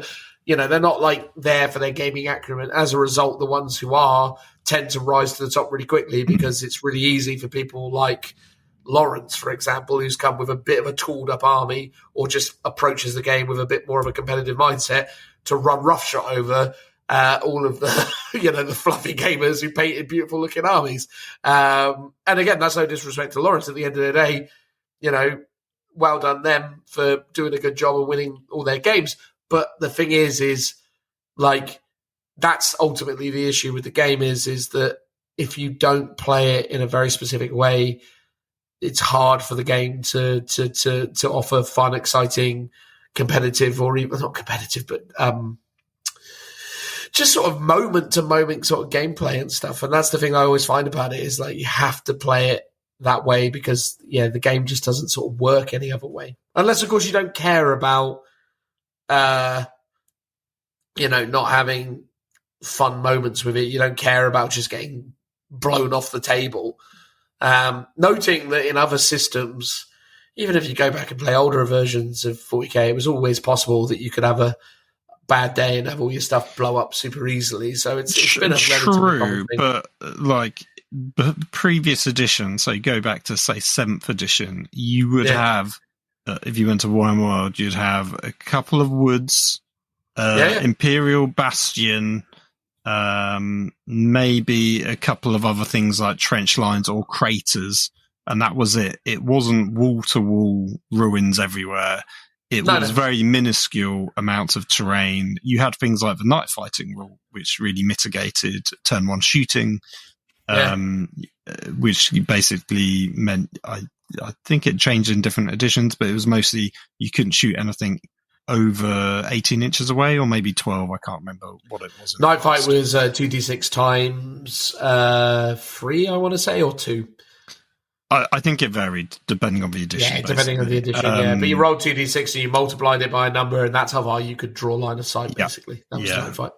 So, yeah, and stuff like that mitigated that kind of turn 1 alpha strike, unless, of course, you had something that could literally do a deep strike down with drop pods and stuff, which is why that was very strong, because it kind of circumvented some of or the... you were Necrons or... limitations, yeah.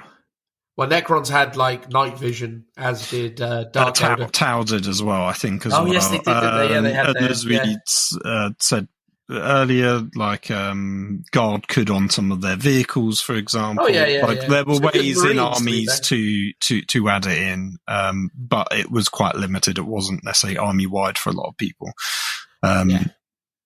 So anyway, that was that. I mean, I'm literally in front of me. I have all the boarding actions terrain laid out in front of me. I'm having to re-go over all the kind of column pieces because they're just still too tight when you put like the caps on and stuff like that, and the wall slot pieces. I've already gone through the entire set once with like a mold line remover and a file and a sanding sticks or whatever, and it's still not enough. So I'm having to re-go through it all just to... Is that after you've undercoated them? No, I haven't undercoated anything yet. It's again, you're going to have to do it again once you do that. The idea is I'm doing it like to a much higher standard this time. So hopefully once it's undercoated, it won't be an issue.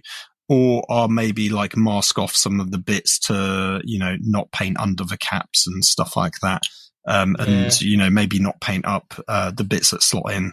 Because that's the weird thing with that terrain as well, is if you don't do it really, really meticulously, it also bows. So it's weird how it all comes together. Yes, no, I've had that a few times as well. I mean, so I saw it was a Goonhammer article, maybe from like when it first came out, and they had quite a cool concept, which makes it a little bit more like Zone Mortalis. So they basically created little rooms. So not rather than having L shapes, they created like little squares or rectangles, out of all the terrain, and then they based them. And then basically the basing, was a fair bit wider than the walls, and you would butt those up against each other, and the space in between would create corridors. So you then had corridors and rooms. And that looks really interesting, but obviously you've got basically a bunch of squares and corridors intersecting those squares. So you would lose out on a lot of sort of design possibilities with that format. You couldn't use the kill team missions as written because they give you all the specific maps. Very specific and same with even 40k, they give you specific layouts, but I guess you could fiddle about with it and fudge it maybe. But I think from a practical point of view, it's really appealing, because I was looking at it and I was like, oh wow, that's a really cool concept. It makes it more like Zone Mortalis, which I like. It also means building the map is super simple. You're just literally dropping down these tiles and moving them around. Whereas the last time I played a game a few weeks ago, it takes well over half an hour just to build the map. And I did one game with my buddy George, and then I was like, oh, there's still time to do a second game because we're only doing like 500 points each, I think it was. It's over quite quickly after you've set it all up. But it was like, oh, okay, let's do it, but we'll just play the same mission and the same map. Because it's like, we don't have another like 30, 40 minutes to disassemble it all and then reconstruct it to have a completely new game, which is ideally what I would like. So, I mean, hopefully trimming all the pieces down will make it a lot easier. And I want to play some more games with the missions to see how I feel about the building aspects of it is in terms of set up, set down. But I like the idea back in my head of fixing them all to like MDF tiles or something is quite appealing. You're looking at those ones that Danvers has.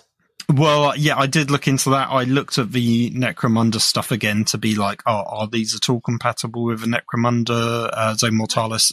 So not at all. Like the sizing's all wrong and different and doesn't. Which is match up. crazy when you consider how good the Necromunda sets have been at being compatible with so many things. Like the Mechanicus.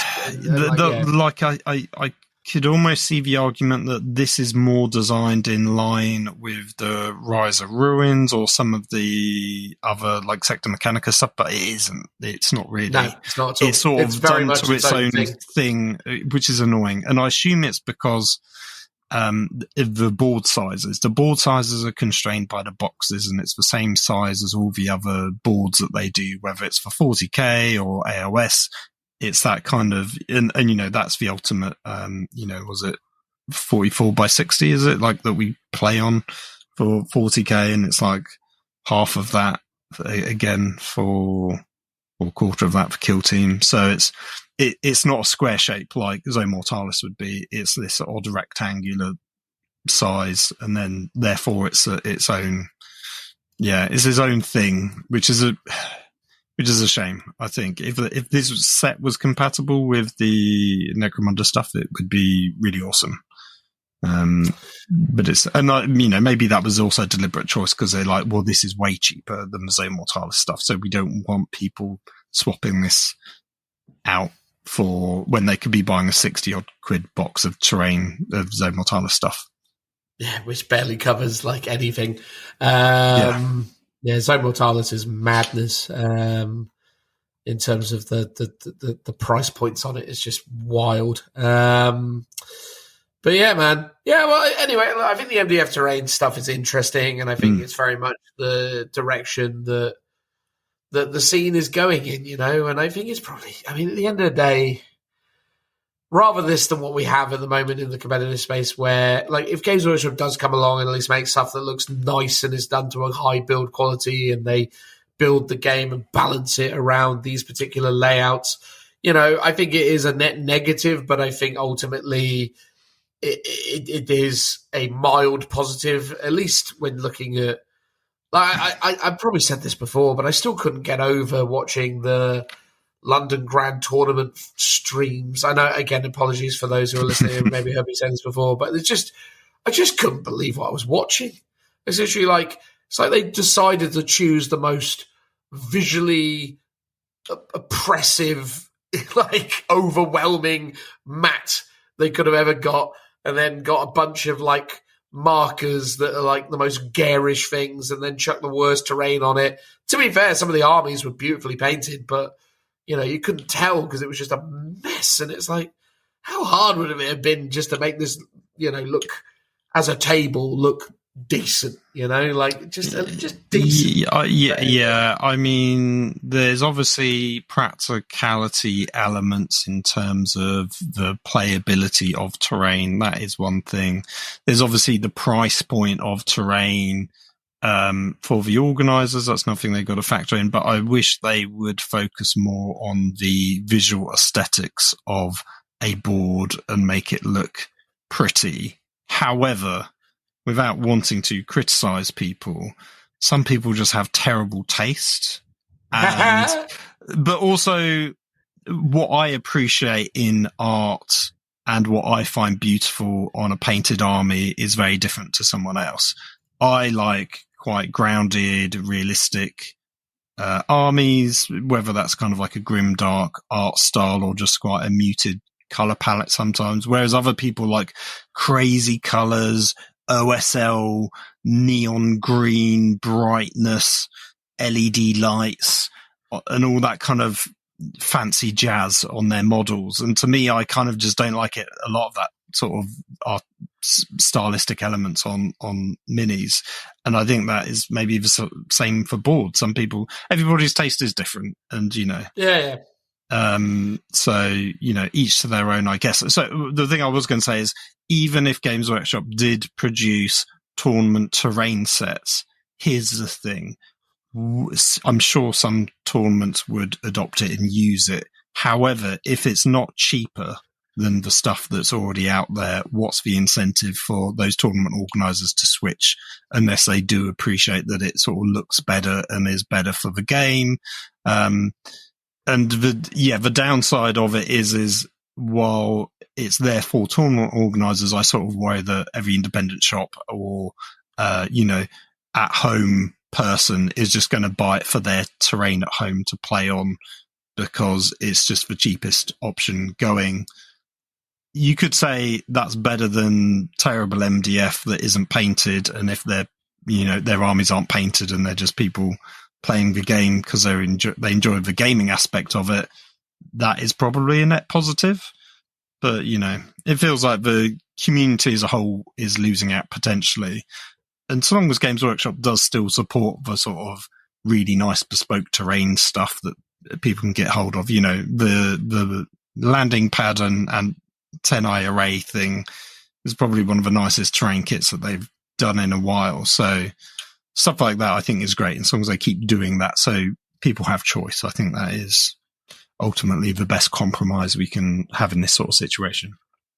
Yeah. All I want to see, truthfully, like the thing that would win it over for me, like on the MDF front, I don't really care if it's GW stuff or third-party stuff. Just make the layouts make sense. Like, why is it that you got a ruin that's on a right angle, say, and then directly in front of it is a ruin on a 45-degree angle? Or that they're touching corners or something. It's like, what planner put this together?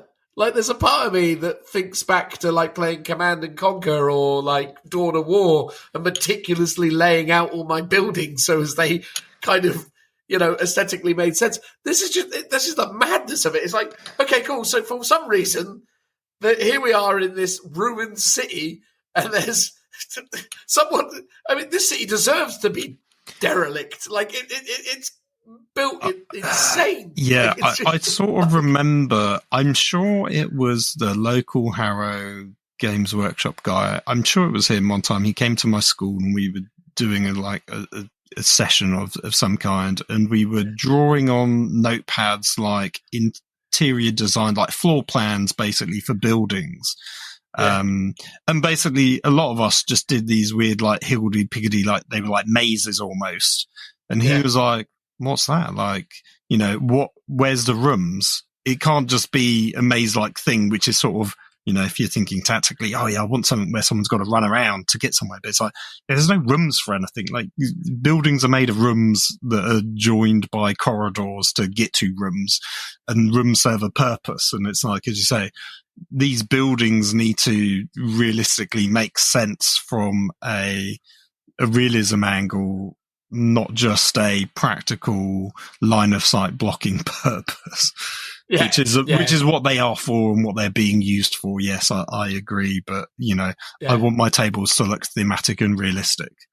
Yeah, like I'm all for gameplay utility, but come on, guys, like just give it just the smallest amount of attention to detail. Like, it's just, that's the bit that, I think that's the bit that's always broken it for me, is like, I'm just like, what do you mean? It's like, like, I don't know, like there's always some random like ruin that's sort of like, what's that doing? Yeah, there? It's like I've got the kill team from the previous edition, like the boards, the fold out mats that you can play on, and what sometimes one side is like just generic dirt, and you can put your buildings anywhere, which is super handy. But the majority of them, and the ones that I've got that join up so you can have two together, are the sort of city terrain tiles that were based on the plastic ones.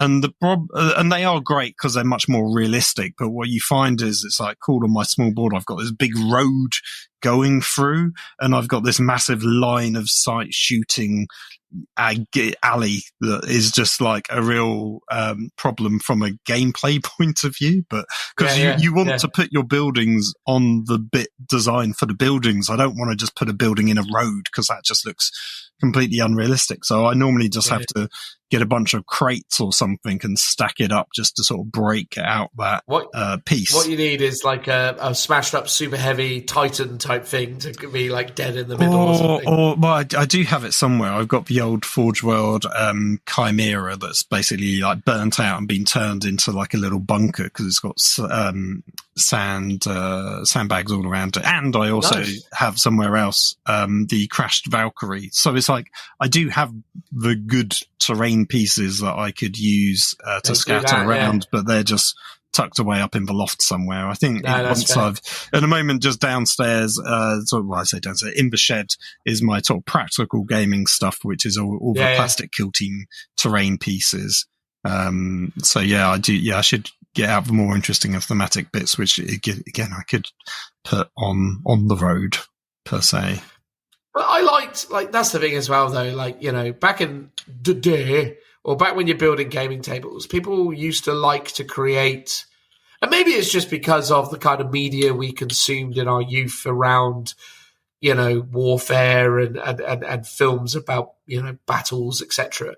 There were always these kind of points where the conflict kind of came about. And also it was because you know, I don't know whether it was just the way that they would sort of talk about that stuff back in the day, but like the concept of there being a kind of uneven odds, the what's the word? The asymmetry. Asynchronous, the asymmetry of it, where there's an attacker defender, but the defender has the advantage of terrain and the attacker has the advantage of numbers, and or they were, you know, equal forces meeting at a choke point, and there had to be like, you had to use like certain equipment and advantages to build like things. And like everyone, I always remember, like, you know, it was always a thing. You'd always be like, okay, cool. The table has a central road, or the table has a river, or a table has a bridge, or the table has a thing. And you know, a lot of the time that was where your kind of mindset went with it. Whereas now it's just, but that's fine. Look, at the end of the day, I don't mind the MDF terrain necessarily. I just think, like give us mats that make sense in terms of the layout, that complement the needs of the terrain, as it were. You know, if that's what I mean. Here's the thing: if I worked at Games Workshop and I was involved in this and I was building layouts, I'd be like, cool. These are all the layouts we've agreed for this edition of 40k. So they're doing 11th edition. This is how we want it to look competitively.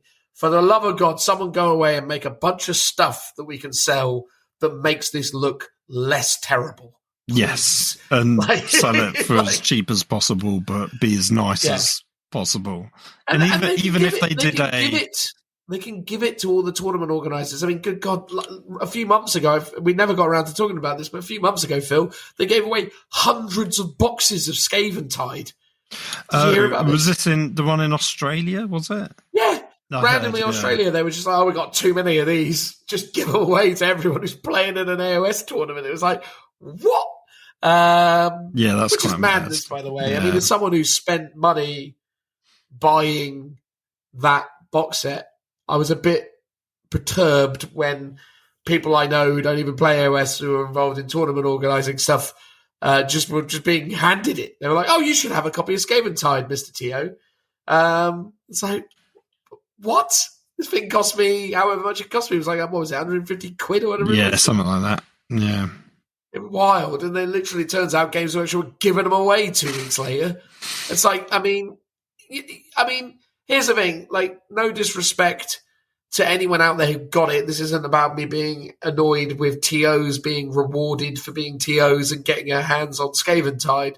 It's more me being annoyed with Games Workshop for that sort of business practice, because it's like, because setting up and basically making out that you're a TO isn't actually that hard to do. Like, I mean, if you want to learn a cheat code for Games Workshop, everyone, pretend you're a TO, like run like a small event once and get on a list, and seemingly you'll probably be sent loads of stuff. Maybe in 3 years' time, or maybe in a year and a half's time, they'll give you a free copy of whatever the starter box set is for 40k. Although probably unlikely, because that sells really well. But certainly the next AOS, don't bother buying it. Just pretend you're a TO and they'll give you one for free. Absolutely insane, but whatever, you know.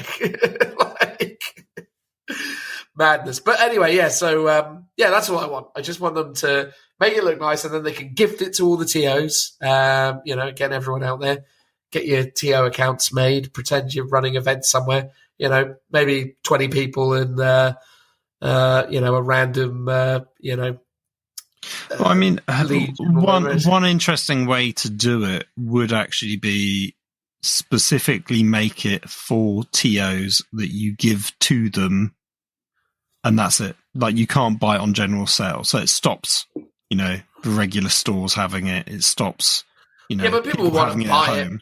And people would, and I'm sure there might be nefarious ways to it, but or you do a standard version that everyone can buy, but you do like a premium plastic version that everyone can also buy if they, want a nice looking set of it at home that's a bit more rugged than the generic MDF ones. It's like those Warhammer World mats. I want them bad, Phil. I want them.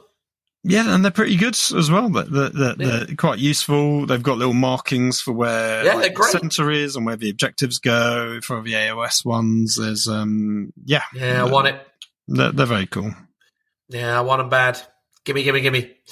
But anyway, so that's all of that noise. What else is going on? Been playing Mordheim, Phil. That was fun. Oh yeah, how was your first game? So I played a few games. They were all torturous in the sense that they were super easy, instinctively fun to play. Like, the game is, if you've played any amount of tabletop wargaming, did your men just die, basically? Oh yeah, God, it's just literally, it's a bloodbath. It's like literally like, it's ridiculous. Like, it just, and the missions are structured in a way that, if you can be consistently good at Mordheim, you're probably very, very, very, very, very, very, very lucky, or a cheat, because that game is so unforgiving. But yeah, you guys should use my campaign map. Well, you did a Mordheim campaign map? Yeah, the one I did. Well, I did it with Thomas Pirian himself. Really? And Giuseppe, the Forge World painter. Yeah, it was an anniversary thing we did maybe it got like 3 years ago. It's Phil, this is literally feels like the first time you've ever said this to me. Well, you were never into Mordheim, so maybe I just kept it to myself. Yeah, exactly. I don't think you've ever mentioned this before. It's on my website, and it's on nonchalantly, I happened to do a thing with the guy who made. No, it was quite nice. Oh, but yeah, so it's in the Mordheim Facebook group, and it's on broheim.net, which is the main resource for Mordheim as well. Your secret lives, Phil. I mean, Jesus. I know. So yeah, basically between this and all those sexy parties you go to, I don't know what's going on. So yeah, it was and like the anniversary of Mordheim, I think it was. So they were producing a miniature done by, I can't remember the name of the company. It was like the one where they do, it's called the Old World Miniatures, something or other. Anyway, they did a limited character based on the guy in the book who's actually telling you the sort of the setting. I can't remember the name off the top of his head, but he's a recurring character throughout the Mordheim core rule book. And then basically we took a campaign that was already done, but it was in French. And we basically translated it to English. And it's basically the map of Mordheim, broken down into little sections. And the idea is that you can, claim a territory, and each territory would give you a bonus, if you owned it, and then you could technically fight over it, for control. And there was a bunch of all these sort of extra rules, basically. But Thomas was involved in terms of just renaming a bunch of stuff and going, oh no, this is the actual district. This is what it should be called, for example, and things like that. Making sure the thematic elements of it was okay. And I think he sort of gave a once over of the rules, because basically I rewrote them completely from the translation because they basically didn't make a lot of sense. So that all got completely tweaked as well. So yeah, I mean, that was a fun project to work on. And then I did all the sort of the artwork stuff, on top of the original illustration, which was like a Games Workshop produced map of Mordheim. Man, this is fantastic. I'm looking at it now. I'm amazed I've never heard about this before. You really need to do a better job of talking about the amazing things you do as like side hustles. It's unbelievable. I know. Yeah, Just shared that with the I shared that with the Mordheim group that that we're playing with. Oh yeah. And then I did some like a token sheet that people could do, because like what happened was loads of people were printing it out to use and like pin markers in. So I did like another sheet where people could print off little warband tokens and stuff like that, which were all based on the artwork in the book. Basically, that's what it's all from. Dear idea, Phil. Yeah, no, it's good fun. It's the thing. I sort of wrote it and did it and tweaked it, and I was like, this all seems sensibly like it would work, but then it never got play tested or tried out. It was just released as a. And if it doesn't make sense, well, it's more, if it's not balanced, it's onto you to tweak it where needed. So in terms of like the end of the campaign, like I sort of say, here's a few solutions to end it, like at a certain, once people have got enough gold or a certain amount of warp zone or something like that. But also it's like we say, but it's up to you to come up with an interesting like end mission to play or something like that. To do it. I always wanted to do a flip side of the map, and it's like the sewer network for like Skavens and dwarfs and stuff like that, for people to go underground, so you could move around to different locations in different ways and fight in the tunnels underneath. But yeah, I just never got around to doing that. That was like a little idea I had for it. Maybe one day. Well, if you ever do get around to doing it, Phil, make sure to let us know, eh? Sorry, carry on. I was going to be like, well, when you're finally into more time, by all means. Well, I am into more time. Now you're into it. I got a warband and everything. But yeah, fun game to play. Very grueling, but super entertaining. Trench Crusade also looks spectacular. I was going to say, sorry, another game by Thomas Pirian, who wrote Mordheim. So he wrote this. He didn't kind of create the setting, but he's been heavily involved in the game. So I backed out on Kickstarter today, actually, just for the book. What backer did you go for? Yeah, you just went for the book. I'm tempted to go for the book. Well, I will at least go for the book, but it's whether I do the book plus a warband. I really like I like a lot of them, to be fair. There's a lot of really amazing stuff, to be fair. Like, my assumption is I'll never get to play it, because either needing someone to play it or needing a bunch of terrain or something feels unrealistic. And I can't remember what the levels were to buy physical versions of the miniatures rather than STLs, for example. So I was like, I'll just get the book. $85 gets you the book and the and one warband. Okay. But there isn't a particular level where you get like a comprehensive amount of terrain. The terrain only seems to be an add-on option based on everything that I'm seeing here. Possibly, yeah, because there's some interesting, because there's modular like trench pieces, and then some other stuff as well, I think. So yeah, it's got some cool concepts. I mean, I'm sure you could just play it on a really basic table. I don't know what the size is, because I do have a trench board, the 2x2 piece that I made ages ago, but I'd assume you'd need more than that, even though it is a sort of warband sort of skirmish level. I'd assume it would be more like 4x4 you'd need. Maybe. Because that's standard. Yeah, 4x4 would make sense to me, but I guess we'll find out. I mean, seemingly being able to get this kind of trend. I mean, they do seemingly sell all of the digital variants of it. Physical costs aren't too terrifying, but obviously the digital ones would be probably preferable. But no, I'm sort of tempted to go for the one with the actual kind of warband chucked in, because because the thing is the digital variants of them is cool, and obviously I know enough people that I could probably have someone 3D print it for me for a relatively low cost, but I'd rather just get it. Yeah. Well, I assert that these guys would produce the sculpts to a good standard. I'd assume so. Yeah, maybe. I mean, if you were seriously interested in having a game I would consider adding a warband to my pledge, but I didn't really give them much of a look. I was just more like, cool book, great. It's a bunch of rules I can read. Yeah, the book my is main hobby. essential as far as I'm concerned, but I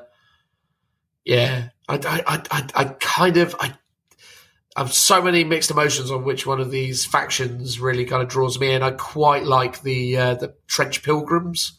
Mm-hmm. I sort of love the sort of idea of like the religious zealotry that exists in this kind of horrific world. Like these pseudo sort of grimdark religious leaders are always the ones that I really kind of am sort of drawn to. I like the idea of that. Because for anyone listening that hasn't heard of Trench Crusade, it's like, first it's a skirmish war game, which I think you've already got the gist of, but it's sort of set in World War One. That's kind of almost like that just hadn't ended. It's kept carrying on for a really long time, but also like demons have come to the world. So there's a sort of heaven and earth, or heaven and hell sort of fight on Earth during the Trench Crusade.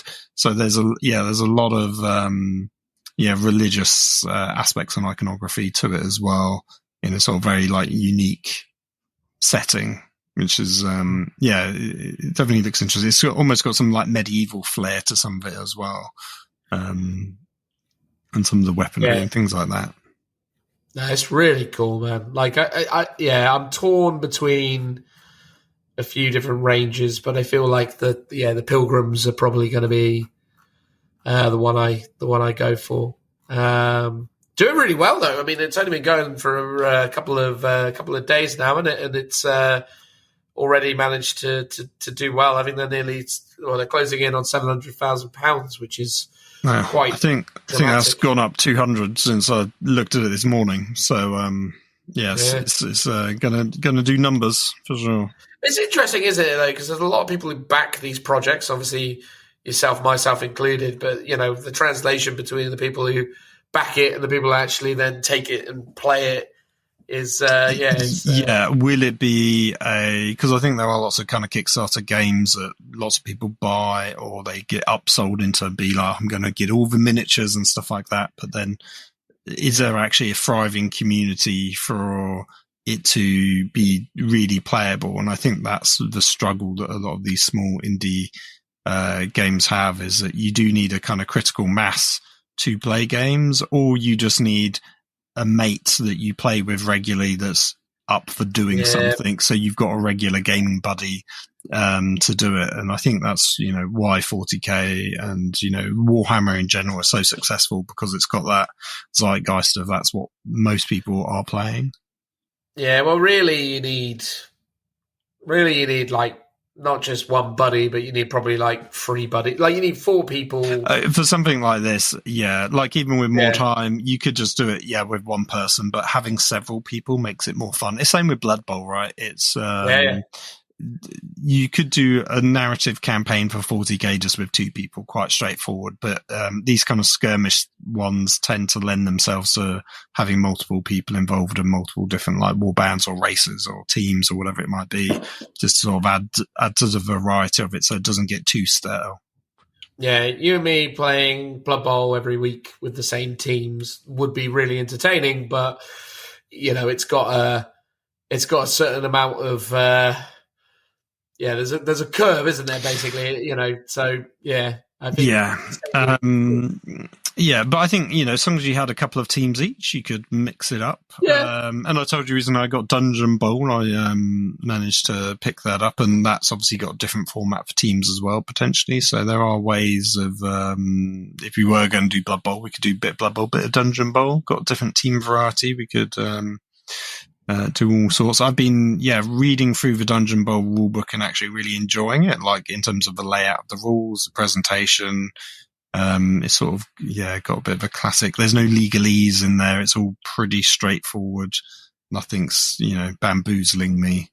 And it's been a bit pleasant in terms of how easy it has been to read through. It's still a lot to read, and it's quite comprehensive, because what's interesting about Dungeon Bowl is it's not an expansion to Blood Bowl; it's a replacement it's a to totally Blood different Bowl. game, yeah. You say totally different. It's Well, you know what I mean, 95% the same game. So yes, obviously the pitch is different. Instead of pitch, you've basically got the Warhammer Quest tiles, but redesigned. And I did look at them because I was like, wait, this looks like the one from the Warhammer Quest. And it is. They have redone basically all the rooms that you got in the original Warhammer Quest as the Dungeon Bowl tiles, because that's what it was originally as a White Dwarf supplement. There's obviously the map's different, and then there's some of the skills are different, and obviously things like your kickoff is different. So instead of having a kickoff where you kick the ball to the other player, you have treasure chests dotted around the dungeon, and you've got to find the ball. And the game lasts for just one touchdown only, I believe. Or it's one touchdown per half. I'm not 100% sure on that because I'm still reading through the rules. So yeah, it's a slightly different tweak in terms of that respect, but the actual core mechanics of how you move, how you fight, how you dodge, all of that stuff is exactly the same. So there's a fair bit of repetition in terms of that, but it looks really interesting, and I'm definitely keen to give that a go at some point. Yeah. Oh, nice, man. Well, anyway, that's probably enough talk about all the different things. That seems like an ample outro to me. So, I guess we'll say goodbye. Myself and Phil will return to your ear holes by Saturday the 16th, having come back from a Warhammer World event. We promise we won't be talking about the Warhammer World event beyond the outro in the next episode. But we may choose to wax lyrical about it in the following episode, depending on what there is to talk about. How well we do. Well, exactly. But the next episode is going to be a Blood Bowl. Not Blood Bowl, sorry. It's going to be a Blood Angels. No, you've committed. It's got to be Blood Bowl now, Dan. Exactly, mate. I'd love to talk about Blood Bowl, to be fair. But, I mean, the Blood Angels are calling. We're going to do the Blood Angels Codex next. If we must. If we must. No, it's fair enough. It's long overdue. On the whole, I've been really okay with the Blood Angels Codex. I've got some perspectives on it. Obviously, we'll talk about those. But, obviously, as a Blood Angels player, which is weird, really, because I don't think very many people would identify me as a Blood Angel player, but I do play them a lot. I was a bit like, you're a Blood Angels player? I don't remember. I've played them a lot over the years, Phil. You know I've played Blood Angels a lot. Oh, I see you more as a Dark Angels player. Yeah, me too. Space Marines. But you've played against my Blood Angels multiple times. Well, your Blood Ravens, yes. But No, Blood Angels. We did. Remember, we did that trip up to Warhammer World that one time, and we did those nice photos of your Krieg, and the game we played was Blood Angels versus Krieg. Oh God, that was so long ago. Yeah. Exactly, that's what I'm saying. I've been a Blood Angels player for a long time. Okay, no, fair enough. Yeah. But I mean, I guess you've had almost one of every Space Marine chapter at one point. It feels like. Well, except Space Wolves. No, I was going to say no Space Wolves, but you seem to have had a lot of the others. It's true. Anyway, look, that's the end of episode 192. Thank you so much for listening, everybody. We really appreciate it, and obviously look forward to having you return in episode 193, where we'll be talking about Blood Angels. But until then, goodbye, everybody. Bye-bye. Bye now. Bye. Bye.